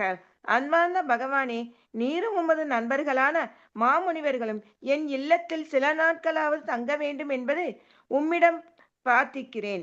அதன் மூலம் உங்களின் பாத துளிப்பட்டு புகழ்பெற்ற நிமி அரசனின் இக்குடும்பம் புனிதமடையட்டும். பக்தனின் வேண்டுகோளை மறுக்க இயலாமல் கிருஷ்ணரும் அவருடன் வந்த முனிவர்களும் அங்கு தங்கி மிதிலை நகரையும் அதன் மக்களையும் புனிதப்படுத்தினார். அதே சமயத்தில் கிருஷ்ணரையும் அவருடன் வந்த முனிவர்களையும் தம் இல்லத்தில் வரவேற்ற அந்தனர் பரமானந்தத்தில் மூழ்கினார். அந்த பிராமணர் மகிழ்ச்சியிலும் நர்த்தனம் செய்தார். ஸ்ருததேவர் ஏழ்மையாகியால் தம் மதிப்பிற்குரிய விருந்தினர்களுக்கு அவரால் மரப்பலகைகளையும் கோரைப்பாய்களையும் ஆசனங்களாக அளிக்க முடிந்தது. அவர் பகவானையும் முனிவரையும் உயர்வாக பேசினார். அவரும் அவரின் மனைவியும் விருந்தனின் கால்களை கழுவி அந்த நீரை தம் தலையில் தம் குடும்பத்தினர் தலைகளின் மீதும் தெளித்தார். ருததேவர் ஏழையானாலும் அந்த நேரத்திலும் மிகவும் பாக்கியசாலியாக தோன்றினார். எவ்வாறெனில் அவர் கிருஷ்ணரையும் மாமுனிவரையும் வரவேற்பதில் பரமானந்தமடைந்து தம்மை மறந்தார். பகவானையும் அவரின் நண்பர்களையும் வரவேற்ற பின் அந்தனர் தம்மால் இயன்ற அளவில் அவர்களுக்குரிய பழங்களும் தூபமும் பன்னீரும் துளசி இலைகளும் தாமரை மலர்களும் வழங்கினார். அவை எளிதில் கிடைக்கும் விலை குறைவான பொருட்களேயானாலும் பக்தியுடனும் அன்புடனும் வழங்கப்பட்டதால் கிருஷ்ணரும் முனிவர்களும் மிகுந்த திருப்தியுடன் அவற்றை ஏற்றுக்கொண்டார்கள்.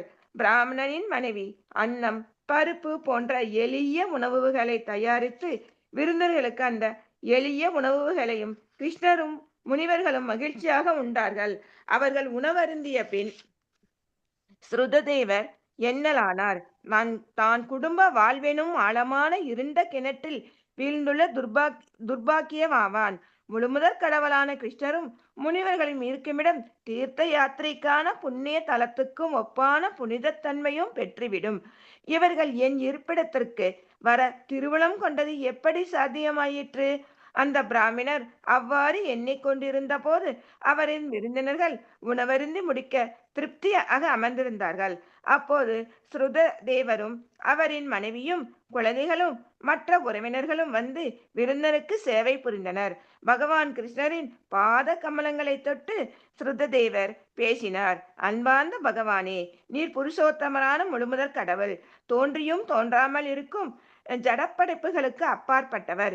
இந்த ஜடவுடல் செயற்பாடுகளும் கட்டுண்ட ஆத்மாக்களின் செயல்களும் உமது நிலையோடு சம்பந்தப்பட்டவை.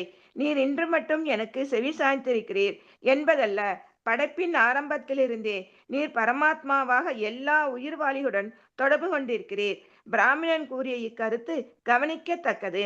படைப்பின் துவக்கத்தில் முழுமுதற் கடவுள் தம் பரமாத்மா அச்சமயத்தில் மகாவிஷ்ணு, கர்ப்போதக சாயி விஷ்ணு மற்றும் சீரோதக சாயி விஷ்ணுவாக அஜடப்படைப்பினுள் பிரவேசி கட்டுண்ட ஆத்மாவோடு உயிர்வாளின் உடலில் நட்புடனும் அமர்ந்திருக்கிறார். எனவே ஒவ்வொரு உயிர்வாளியும் ஆரம்பத்திலிருந்தே கடவுளை தன்னுடன் வைத்திருக்கிறான். என்றாலும் வாழ்வு பற்றி தவறான உணர்வு கிருஷ்ண உணர்வாக மாறும்போது கட்டுண்ட ஆத்மாக்கள் ஜட சிக்கலின்றி விடுபடுவதற்கு கிருஷ்ணர் எவ்வாறு உதவுகிறார் என்பதை உடனடியாக அறிகிறான். ருததேவர் தொடர்ந்து பேசினார். அன்பார்ந்த பகவானே, நீர் நித்திரையில் இருப்பது போல் இந்த ஜட உலகில் பிரவேசிக்கிறீர். கட்டுண்ட ஆத்மா உறங்கும் போது பொய்யான தற்காலிகமான உலகங்களை படைக்கிறான்.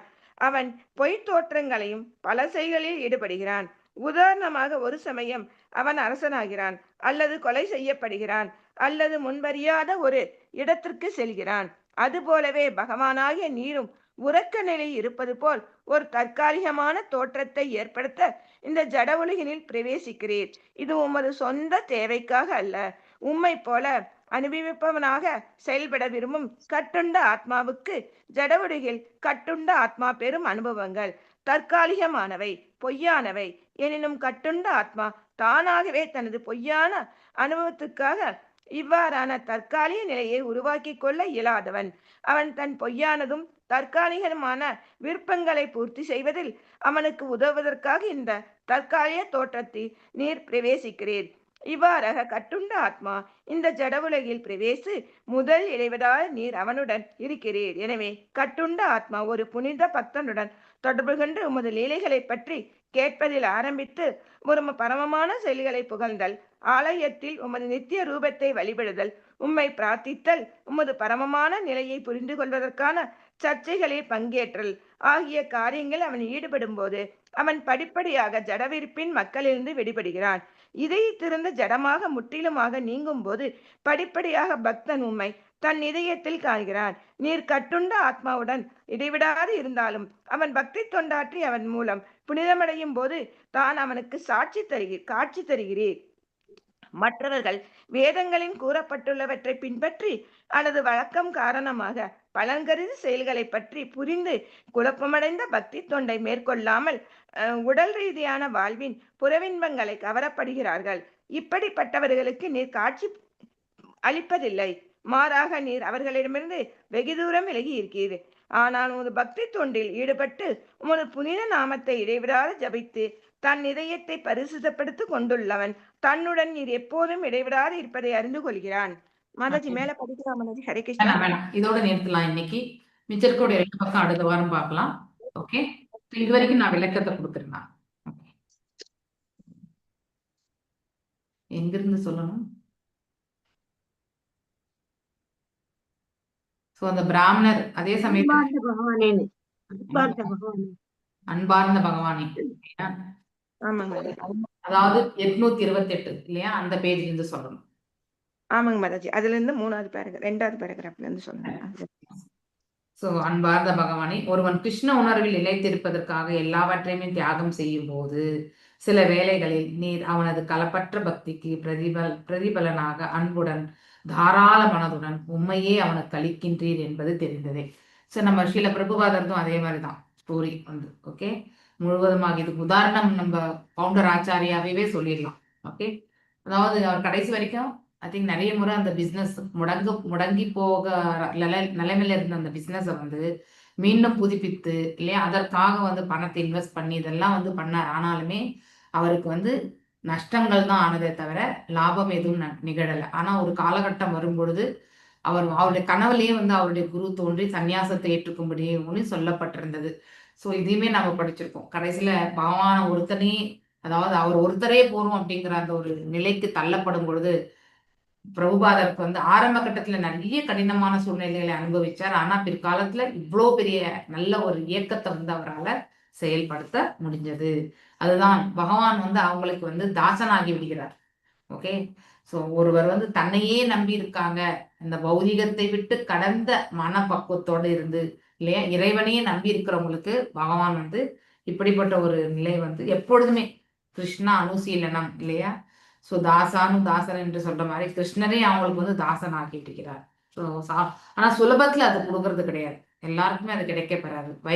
அதாவது வைகுண்ட பிராப்தி கூட சுலபத்துல கிடைச்சிடும், ஆனா இந்த பிராப்தம் கிடைக்காது. ஸோ மேலும் அன்புடன் அங்கு பண்புகளை பார்க்கணும் இல்லையா. களப்பற்ற பக்திக்கு பிரதிபலனாக, அதாவது அப்படிப்பட்ட அவர்களுடைய களப்பற்ற பக்திக்கு பிரதிபலனாக பகவான் என்ன செய்யறார், அன்புடன் தாராள மனதுடன் உண்மையே அவனுக்கு அளிக்கின்றீர் என்பது தெரிந்தது. ஸோ ரொம்ப ஃபுல் ஃபிளெஜ் எப்படி வந்து பகவான் வந்து பார்த்த சாரதியானார் இல்லையா எக்ஸாம்பிளா. ஸோ அநேக இடங்கள்ல வந்து அவருடைய பக்தர்களுக்கு அவர் எப்பொழுதுமே அவர் வந்து பணிவிடை செய்ய அப்படின்னா சர்வெண்டா கூட ஆகிறாருன்ற கதை வந்து இந்த இடத்துல நம்ம தெரிஞ்சுக்கிறோம். ஜட விருப்பில் உள்ள கட்டுண்ட ஆத்மாக்களை பாவ செயல்களின் விளைவுகளிலிருந்து மீட்பதற்காக நீர் எது வம்சத்தில் தோன்றி இருக்கின்ற இது என்று செய்தி உலகம் முழுவதுமே பிரபலமாக பரவியுள்ளது.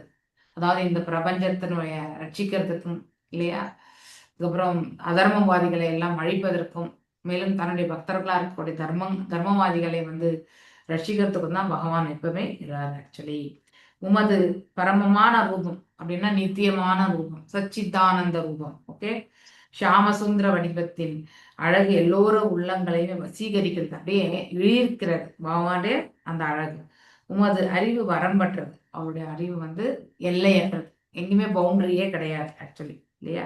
பக்தி தொண்டாற்றுவது எப்படி என்பதை மக்களுக்கு கற்பிப்பதற்காக அவர் தனது அவதாரமான நாராயணனாக அனுப்பியிருக்கிறார். அதாவது அனுப்பப்பட்டிருந்தார் நரநாராயணராக இல்லையா. ஸோ அவர் பத்ரிநாராயணத்துல வந்து கடுந்தவம் புரிந்து வருகிறார் என்று இந்த இடத்துல சொல்லப்படுகிறது. ஆனா இன்றைக்கு வரைக்கும் அவர் கடுந்தவம் புரிகிறாரான்றது நமக்கு இது வரைக்கும் விஷயங்கள் தெரியாது. ஆனா நரநாராயணனாக வரும்போது இந்த சகசிர கவசனை வந்து மாத்தி மாத்தி தவம் இருந்து 2 பேருமே கொல்லுவாங்க இல்லையா. ஸோ ஒருத்தருடைய தவ வாழ்க்கையை வந்து அடுத்தவனை வந்து எழுப்புறதுக்கு உதவும், பிளஸ் அந்த அசுரனை வதைக்கிறதுக்குமே அது உதவுகிறது. ஆனாலும் அது அதாவது அவங்க 2 பேரும் மாத்தி மாத்தி அந்த சகசிர கவசனை வந்து பாத்தீங்கன்னா 999 கவசங்களையுமே வந்து ஒருத்தர் வந்து தவம் பண்ணுவாங்க, ஒருத்தர் வந்து கண்டினியூஸா யுத்தம் பண்ணுவாங்க. யுத்தம் பண்ணி அவனுடைய ஒரு அதான் கவசத்தை வந்து எடுத்துருவாங்க. அந்த கவசத்தின் இறுதியில வந்து அவங்க வந்து மரணிக்கக்கூடிய அந்த நிலைக்கு போயிடுவாங்க. மீண்டும் இந்த தவ வாழ்க்கை பண்ணிட்டு இருக்காங்க இல்லையா, அவங்களுடைய அந்த ஸ்பிரிச்சுவல் பவர்ல வந்து அவங்களுக்கு வந்து எழுப்பி இல்லையா, அவங்க வந்து தவத்துக்கு போறதுக்கான அந்த மார்க்கத்தை ஏற்படுத்தி கொடுத்து இவர் வந்து தவ வாழ்க்கையை கலைத்து மீண்டும் அந்த சகசிர கவசனோட வந்து யுத்தம் பண்ணுவாங்க. இப்படிதான் அந்த ரொட்டேஷனா பண்ணும்பொழுது 999 கவசங்களை வந்து எடுத்துற நரநாராயண ரிஷிகள் வந்து ஸோ அந்த 1000வது கவசம் எடுத்தா அந்த அசுரன் வந்து சகசிர கவசம் மடிய வேண்டியதுதான். அப்பொழுதுதான் வந்து சூரியனுடைய கிரகத்துல போயிட்டு மறைஞ்சிடுறது.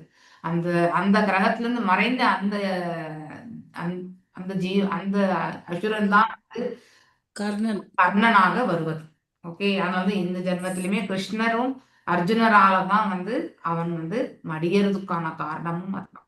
ஓகே, ஸோ இப்படி பகவான் வந்து அந்த பத்ரிநாத் நரநாராயண ரிஷி இருக்காருன்றது சொல்றாங்க. நீரும் உமது நண்பர்களான மாமுனிவர்கள் என் இல்லத்தில் சில நாட்கள் இங்க வந்து ரிக்வெஸ்ட் பண்ணிக்கிறார் இல்லையா. ஸோ ஒரு பக்தர்கள் தங்க வீட்டுல இப்ப சாதுர் மாசத்துல வந்து நமக்கு தரிசனம் கிடைக்கிறது இல்லையா. சாதுர் மாசத்துல வந்து நம்ம இந்த ரிஷி முனிகள் எல்லாம் தரிசனம் பண்ணிக்கிறோம். சில பேருக்கு பிராப்தம் வீட்டுக்கே வரக்கூடிய சூழ்நிலைகள் எல்லாமே உண்டு. அப்போ அவங்கள வந்து நம்ம நன்கு உபசரித்து அனுப்பணும். ஸோ மேலும் அந்த இடத்துல தங்கணுன்ற வேண்டுகோள் இல்லையா, உம்மிடம் பிரார்த்திக்கின்றேன், இதையுமே ரிக்வஸ்டா கேட்கிறார். அதன் மூலம் உங்களின் பாதத்துளிப்பட்டு புகழ்பெற்ற பூமி அவர்களின் குடும்பத்தை புனிதமயமடையட்டும். பக்தரின் வேண்டுகோளை மறுக்க இயலாம். கிருஷ்ணரும் கூட அங்கே தங்குறதுக்கு வந்து அந்த முனிவர்களோட வந்து ஒத்துக்கிறார் ஆக்சுவலி. ஸோ அதன் மூலம் மக்களை புனிதப்படுத்தினார் என்று சொல்லப்படுறாங்க, பியூரிஃபிகேஷன் பண்ணியிருக்கார். ஓகே, கிருஷ்ணரையும் அவருடன் வந்த முனிவர்களின் தம் இல்லத்தில் வரவேற்ற அந்தனர் பரமானந்தத்தில் மூழ்கி போனார் இல்லையா. ஸோ பக்தர்கள் வந்து அவர் சொல்லப்பத்துல நமக்கு வழி நடத்த மாட்டாங்க, ஆனா அதை வந்து எண்ணி வந்து அவர் வந்து அவரை அவங்க வீட்டுல வந்து இருக்கும்படி பண்ணிக்கிறார். ஆக்சுவலி சில நாட்கள் தங்கி இருக்கணும் முனிவர்களோட அப்படிங்கிறது வந்து கேட்கொள்ளும் போது கிருஷ்ணருமே அதை வந்து ஏற்றுக்கொள்கிறார் என்று சொல்லப்பட்டிருக்கு. சுததேவர் ஏழையாகையால் அவர் மதிப்பிற்குரிய விருந்தினர்களுக்கு அவரால் மரப்பலகைகளும் ஓரை பாய்களுமே ஆசான்களாக அளிக்க முடிந்தது. ஸோ அதாவது இது இப்ப யார் இல்லத்துக்கு போயிருக்காங்க, ஆக்சுவலி அந்த சுததேவர் வீட்டுக்கு போயிருக்காங்க இல்லையா. ஆனா அவங்க வீட்டுல எல்லாமே வறுமை இல்லையா, இருந்தாலும் அவருக்கு என்ன முடியறதோ அதை வந்து அவர் வந்து செய்திருக்கார். ஆக்சுவலி பாய் இதெல்லாம் இதெல்லாமே அவரும் அவரின் மனைவியும் விருந்தினர்களுக்கு கால் கைகள் கழுவி அந்த நீரை தம் தலையில் தன் குடும்பத்தினர் தலைகள் மீதுமே தெளித்தார்கள். இப்பவுமே இது உண்டு. ஸோ அதாவது அபிஷேகம் பண்ண நீர் வந்து நாம தலை மேல தெரிச்சுக்கிறோம் இல்லையா.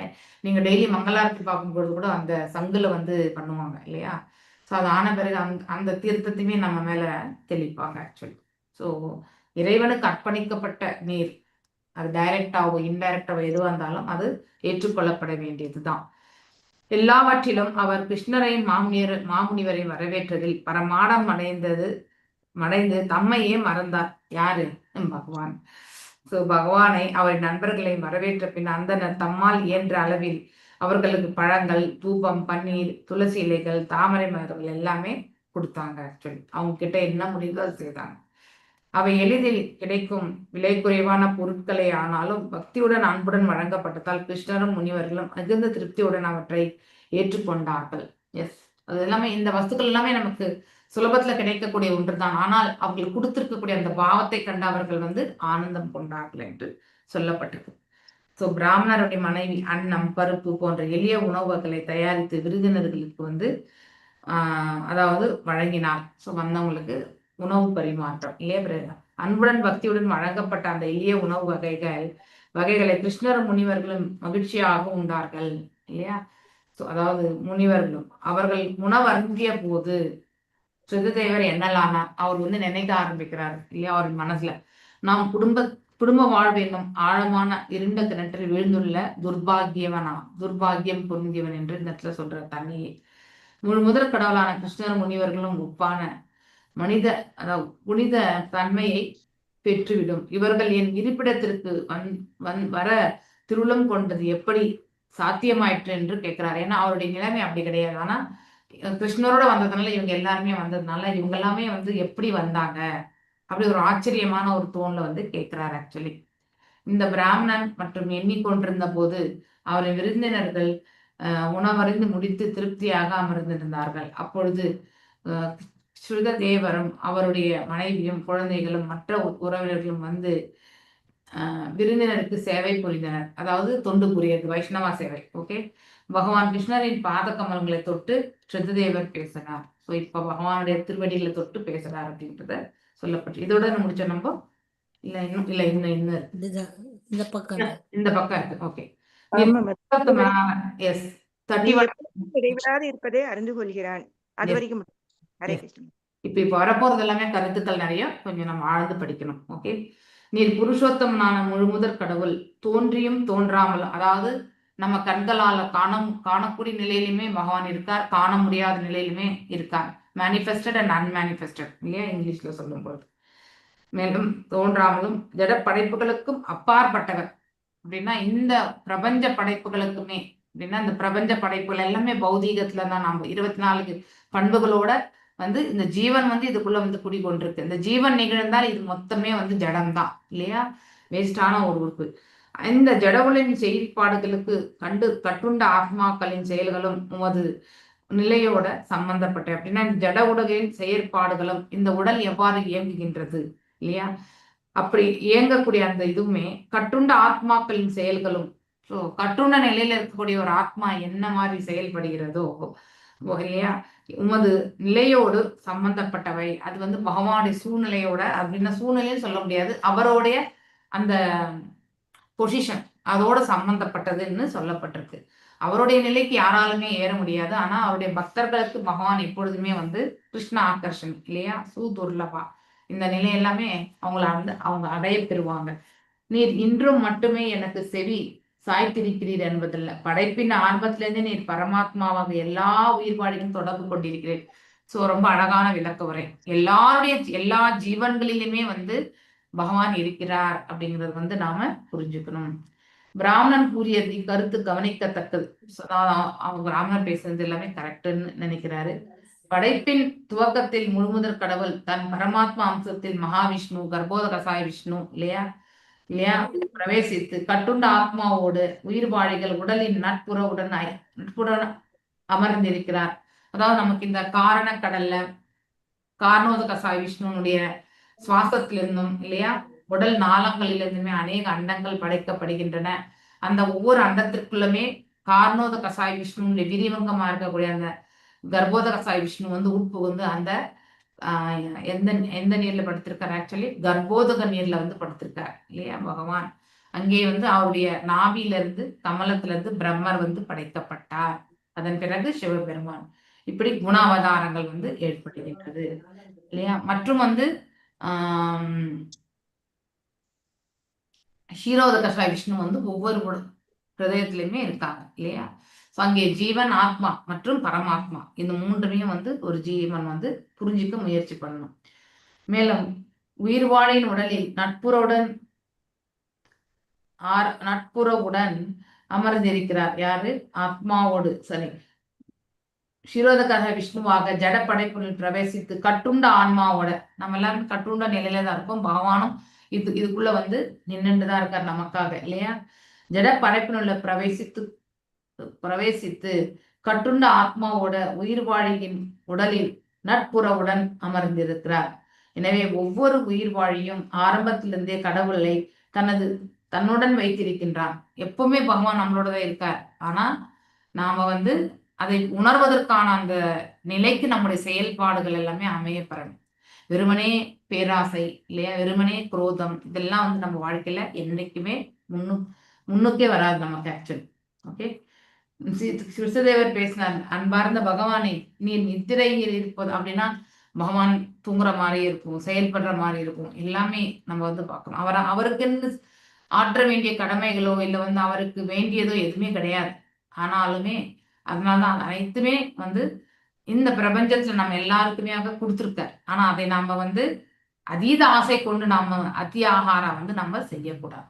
ஓகே, மேலும் கட்டுண்ட ஆன்மா உறங்கும் பொழுது பொய்யான தற்காலிகமான உலகங்களை படைக்கின்றான் இல்லையா. ஸோ தூங்கும்போது நிறைய கனவு மயம் வரும் இல்லையா.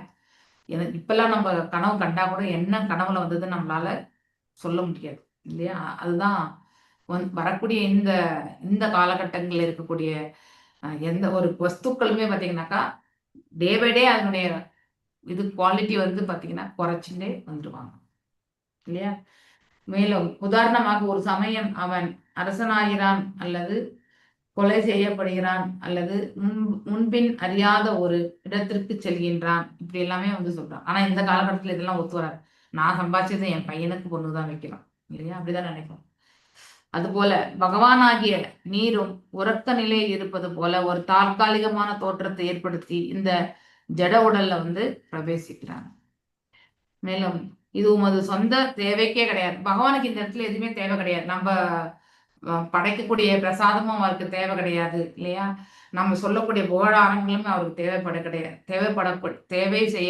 அவருக்கு தேவையே கிடையாது. ஆனாலும் எதற்காக இதெல்லாம் நம்ம செய்யறோம் அப்படின்னாக்கா, எல்லாருமே அத்தகைய நிலை உணர்வதற்கான ஞானம் கிடையாது இல்லையா. அதனால ஒரு பழமோ புஷ்பமோ நீரோ இலையோ வச்சாலே பகவான் போதுன்றார். அதனால வந்து நம்மளுடைய தேவைகளுக்கு வந்து நாம் என்ன பண்றோம், நம்ம விதவிதமா உணவு சமைக்கிறோம். ஆனா பகவானுக்கு பக்தி கொள்றதுக்கு வந்து சிம்பிளான ஃபுட்டே போறோம் அப்படிங்கிறத தெரிஞ்சுக்கணும். ஓகே, உண்மை போல அனுபவிப்பாளராக செயல்பட விருப்பம் விரும்பும் கட்டுண்ட ஆத்மாவுக்காக ஜட உலகில் கட்டுண்ட ஆன்மா பெறும் அனுபவங்கள் தற்காலிகமானவை. 100%. எதுவுமே டெம்பரரி தான். மேலும் பொய்யானவை. அவர் பொய்யுரிக்க வேண்டிய அவசியமும் கிடையாது இல்லையா? ஆனாலுமே பொய்யானவை. எனினும் கட்டுண்ட ஆத்மா தானாகவே தனது பொய்யான அனுபவத்திற்காக, இந்த பொய்யான அனுபவம் எதை வச்சு சொல்றேன்னாக்கா, எது வரைக்கும் நாம இந்த உடல் தளத்திலிருந்து நாம செயல்படுகிறோமோ அது எல்லாமே உணர்வுகள் எல்லாமே நமக்கு தற்காலிகமா இருக்கும். அப்ப அதை ரியாலிட்டின்னு நம்ம ஏத்துக்கிறோம். ஆனா அது அது எந்த ஒரு பூர்ணத்துமே பெறாது. ஸோ அந்த உடல் அதோட ஒட்டின்னு இருக்கிற வரைக்குமே நம்ம அதை நினைக்கலாம் இல்லையா?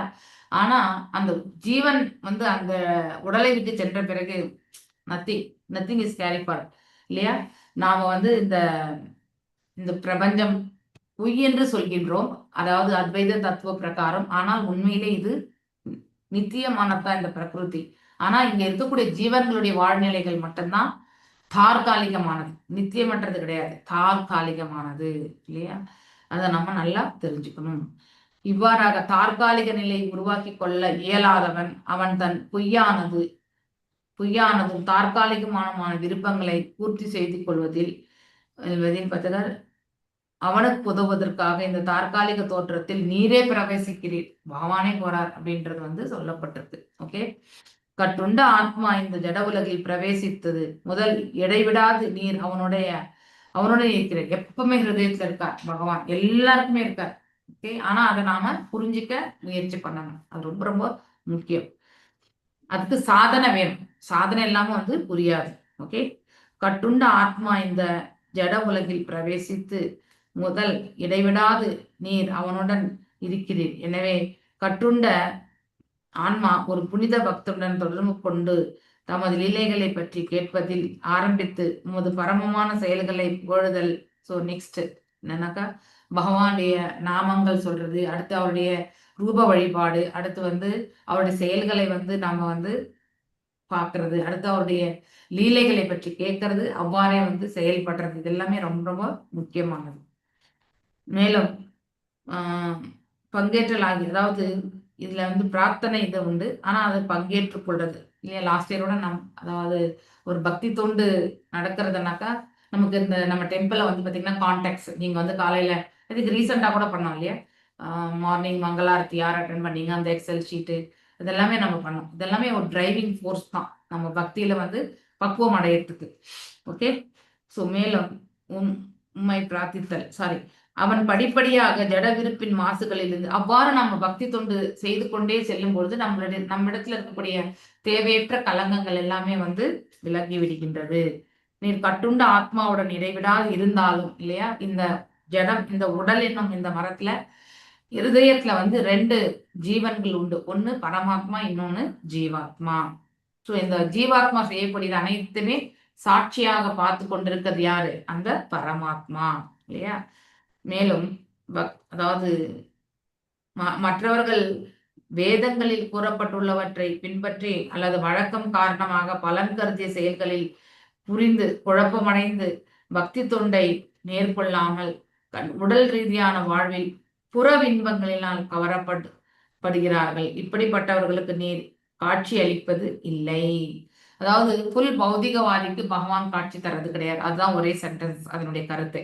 ஓகே, ஏன்னா அவனுடைய செயல்படும் தன்மை, அவனுக்கு நீங்க என்ன சொன்னாலுமே அது ஏற்றுக்கொள்ளக்கூடிய மனப்பக்குவம் இருக்காது. அதனால ஆன்மீக தளத்தில் இருப்பவர்களுக்கு தான் அது நன்னா புரிய வரும். ஓகே, ஸோ பௌதிகத்துல இருக்கிறவங்களுக்கு அதை அவ்வளவா புரிஞ்சிக்க முடியாது. பக்தி தொண்டை மேற்கொண்டால் என்ன ஆகும்னா படிப்படியா நாம பகவானை பத்தி புரிஞ்சுக்கிறது, லீலைகளை புரிஞ்சுக்கிறது, அவருடைய நோக்கம் என்னன்னு புரிஞ்சுக்கிறது. இப்ப இந்த 2 சினாரியை பண்ணியிருக்காங்க இல்லையா, அது ரெண்டுமே நம்மளால அதாவது நம்ம செயல்படுத்த முடியும் இல்லையா? ஒண்ணு நம்ம பக்தியில போயிட்டு நம்ம பகவானை பற்றி தெரிஞ்சுக்கிறது, அவருக்குன்னு தொண்டு புரியுது, இது that is the top most. இன்னொன்னு பௌதிகத்திலே நிலை தெரிந்து கொண்டு நாம பகவானை பத்தி திரும்பாமலே இருக்கக்கூடிய அந்த நிலை, அது நம்மள வீழ்ச்சிக்கான ஒரு மார்க்கத்துக்கு நம்மள எடுத்து செல்லும் இல்லையா? இப்படிப்பட்டவர்கள் நீ காட்சி அளிப்பது கிடையாது. யாருக்கு? பக்தர் அற்றவர்களுக்கு. ஏன் காட்சி கொடுக்க மாட்டார் பகவான்? இதே மாதிரி ஒரு சென்டென்ஸ் நாம எங்க படிக்கிறோம்னு சொல்லுங்க. 18வது அத்தியாயத்தை கடைசியில சொல்வார் இல்லையா, இந்த ரகசிய ஞானத்தை யாருக்கும் எடுத்துரைக்கப்படக்கூடாது. எப்படிப்பட்டது? 4 விதமான. ஒண்ணு பக்தியே பண்ணாதவங்க, அதாவது கடவுள் ஒருத்தர் இருக்காருன்ற நம்பிக்கை அற்றவர்கள், அடுத்து பக்தி பண்ணாதவங்க, ஆனா அவங்களோட செயல்களை வந்து செயல்படுத்திட்டு இருப்பாங்க. ஸோ அங்கே வெறும் கர்மயோகம் மட்டும் அது மட்டும் தான் செயல்பட்டு இருக்கும். கர்ம காண்டா, கர்மமோ, கர்ம யோகம் இல்லையா, ஞான யோகம், அது மாதிரி வந்து தியான யோகம், இப்படிப்பட்ட எல்லாத்துலயுமே நம்ம வந்து ஒரு ஒரு ஒரு போர்வையை எடுத்துட்டு வந்தா கூட பக்தி ஒன்று இல்லைன்னா நம்ம வந்து எதுவுமே நம்மளால இந்த இடத்துல சாதிக்க முடியாது. ஓகே, பக்தி தொண்டு இல்லைன்னா வேற பாதை, பக்தி இருந்தா மட்டும்தான் இன்னொரு பாதை என்பதை நாம தெரிஞ்சுக்கணும். சோ இந்த பக்தி அற்றவர்கள் என்ன பண்ணுவாங்க, உலக ஆயுத நன்மைக்காக இல்லையா, தான் சம்பாத்தியம் பண்ணியிருக்கிறத வந்து இன்னும் மேலும் மேலும் பெருக்கணும் இல்லையா, மேலும் மேலும் வாங்கணும், இப்படி வந்து அவங்களுடைய செயல்பாடுகள் எல்லாமே அமைய பெறும். ஆனா பக்தி இருக்கிறவங்களுக்கு எதை கொண்டுமே திருப்தி கொண்டு இறைவனுக்கு எப்பொழுதுமே தொண்டாற்றக்கூடிய அந்த உள்ளம் வந்து அவர்களுக்கு இருக்கும். இந்த 2 வகைதான் இந்த இடத்துல சொல்லப்பட்டிருக்கு. ஓகே, மாறாக நீர் அவர்களிடமிருந்து வெகு தூரம் விலகி இருக்கிறீர். ஆனாலுமே அப்படிப்பட்டவங்க கிட்ட பகவான் போறதில்லை, இந்த மாதிரி பௌதிகவாதிகள் கிட்ட. ஆனால் உமது பக்தி தொண்டின்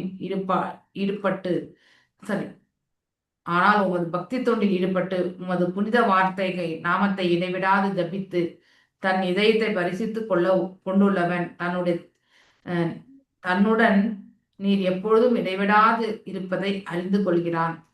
சோ பகவான் நம்மளோடே இருக்கார் அப்படிங்கிறதுக்கான ஒரு அறிகுறி எப்படின்றது வந்து இந்த பேராகிராஃப்ல சொல்லப்பட்டிருக்கு. அதாவது எப்படி உமது பக்தி தொண்டில் வழிபாடு, இப்போ வந்து உமது இந்த இடத்துல உமது புனித நாமத்தை விடையிடாது அப்படின்னா எப்பவுமே பகவானை சேவிக்கிறது, பகவானுடைய புகழாரங்களை பாடுறது, நாம ஜபங்களை சொல்றது இல்லையா, இடைவிடாது. அப்ப என்ன பண்ணாக்க நம்மளோட ஹிருதயம் வந்து சுத்தம் அடையும். ஆக்சுவலி ஓகே, பரிசுத்த கொண்டுள்ளவன் அவன் என்ன பண்ணுவான், தன்னுடன் நீ எப்பொழுதும் இடைவிடாது இருப்பதை அறிந்து கொள்கிறான். அவனால இறைவன் இருக்கிறத வந்து புரிந்து கொள்ள முடியும் அப்படிங்கிறது வந்து கருத்து வந்து சொல்லப்பட்டிருக்கு. நாம் இதோட இன்னைக்கு நிறுத்தலாம். சோ மீண்டும் அடுத்த வாரம் வந்து வெள்ளிக்கிழமை தான். ஓகே, வெள்ளிக்கிழமை வந்து அடுத்த வெள்ளி உண்டு. ஓகே, டியூஸ்டே வந்து மாதாஜி வந்து அவங்க கிளாஸ், அதுக்கு அடுத்த வாரம் வந்து செவ்வாய்க்கிழமை. அப்ப இனிமே எல்லாம் வந்து அடுத்த ஒரு வாரம் தான் நம்ம வெள்ளிக்கிழமை, அதுக்கு அடுத்த வாரத்துல இருந்து நம்ம செவ்வாய்க்கிழமை. ஸோ இந்த இது முடிஞ்ச பிறகு நம்ம வில் கோ டு த லீலாமிரதம் போகலாம். நம்ம லீலாமிரதம் முடிச்சு அதுக்கப்புறம் வேற ஏதாவது படிக்கலாம். சரிங்களா? ஹரே கிருஷ்ணா. ஹரே கிருஷ்ணா மாதாஜி. தேங்க்யூ மாதாஜி. ஹரே கிருஷ்ணா மாதாஜி. ஹரே கிருஷ்ணா. தேங்க்யூ. புரிஞ்சுதா? ஹரே கிருஷ்ணா மாதாஜி, புரிஞ்சதா? ஏதாவது டவுட் இருக்கா? ஹரே கிருஷ்ணா. இல்ல மாதாஜி. தேங்க்யூ.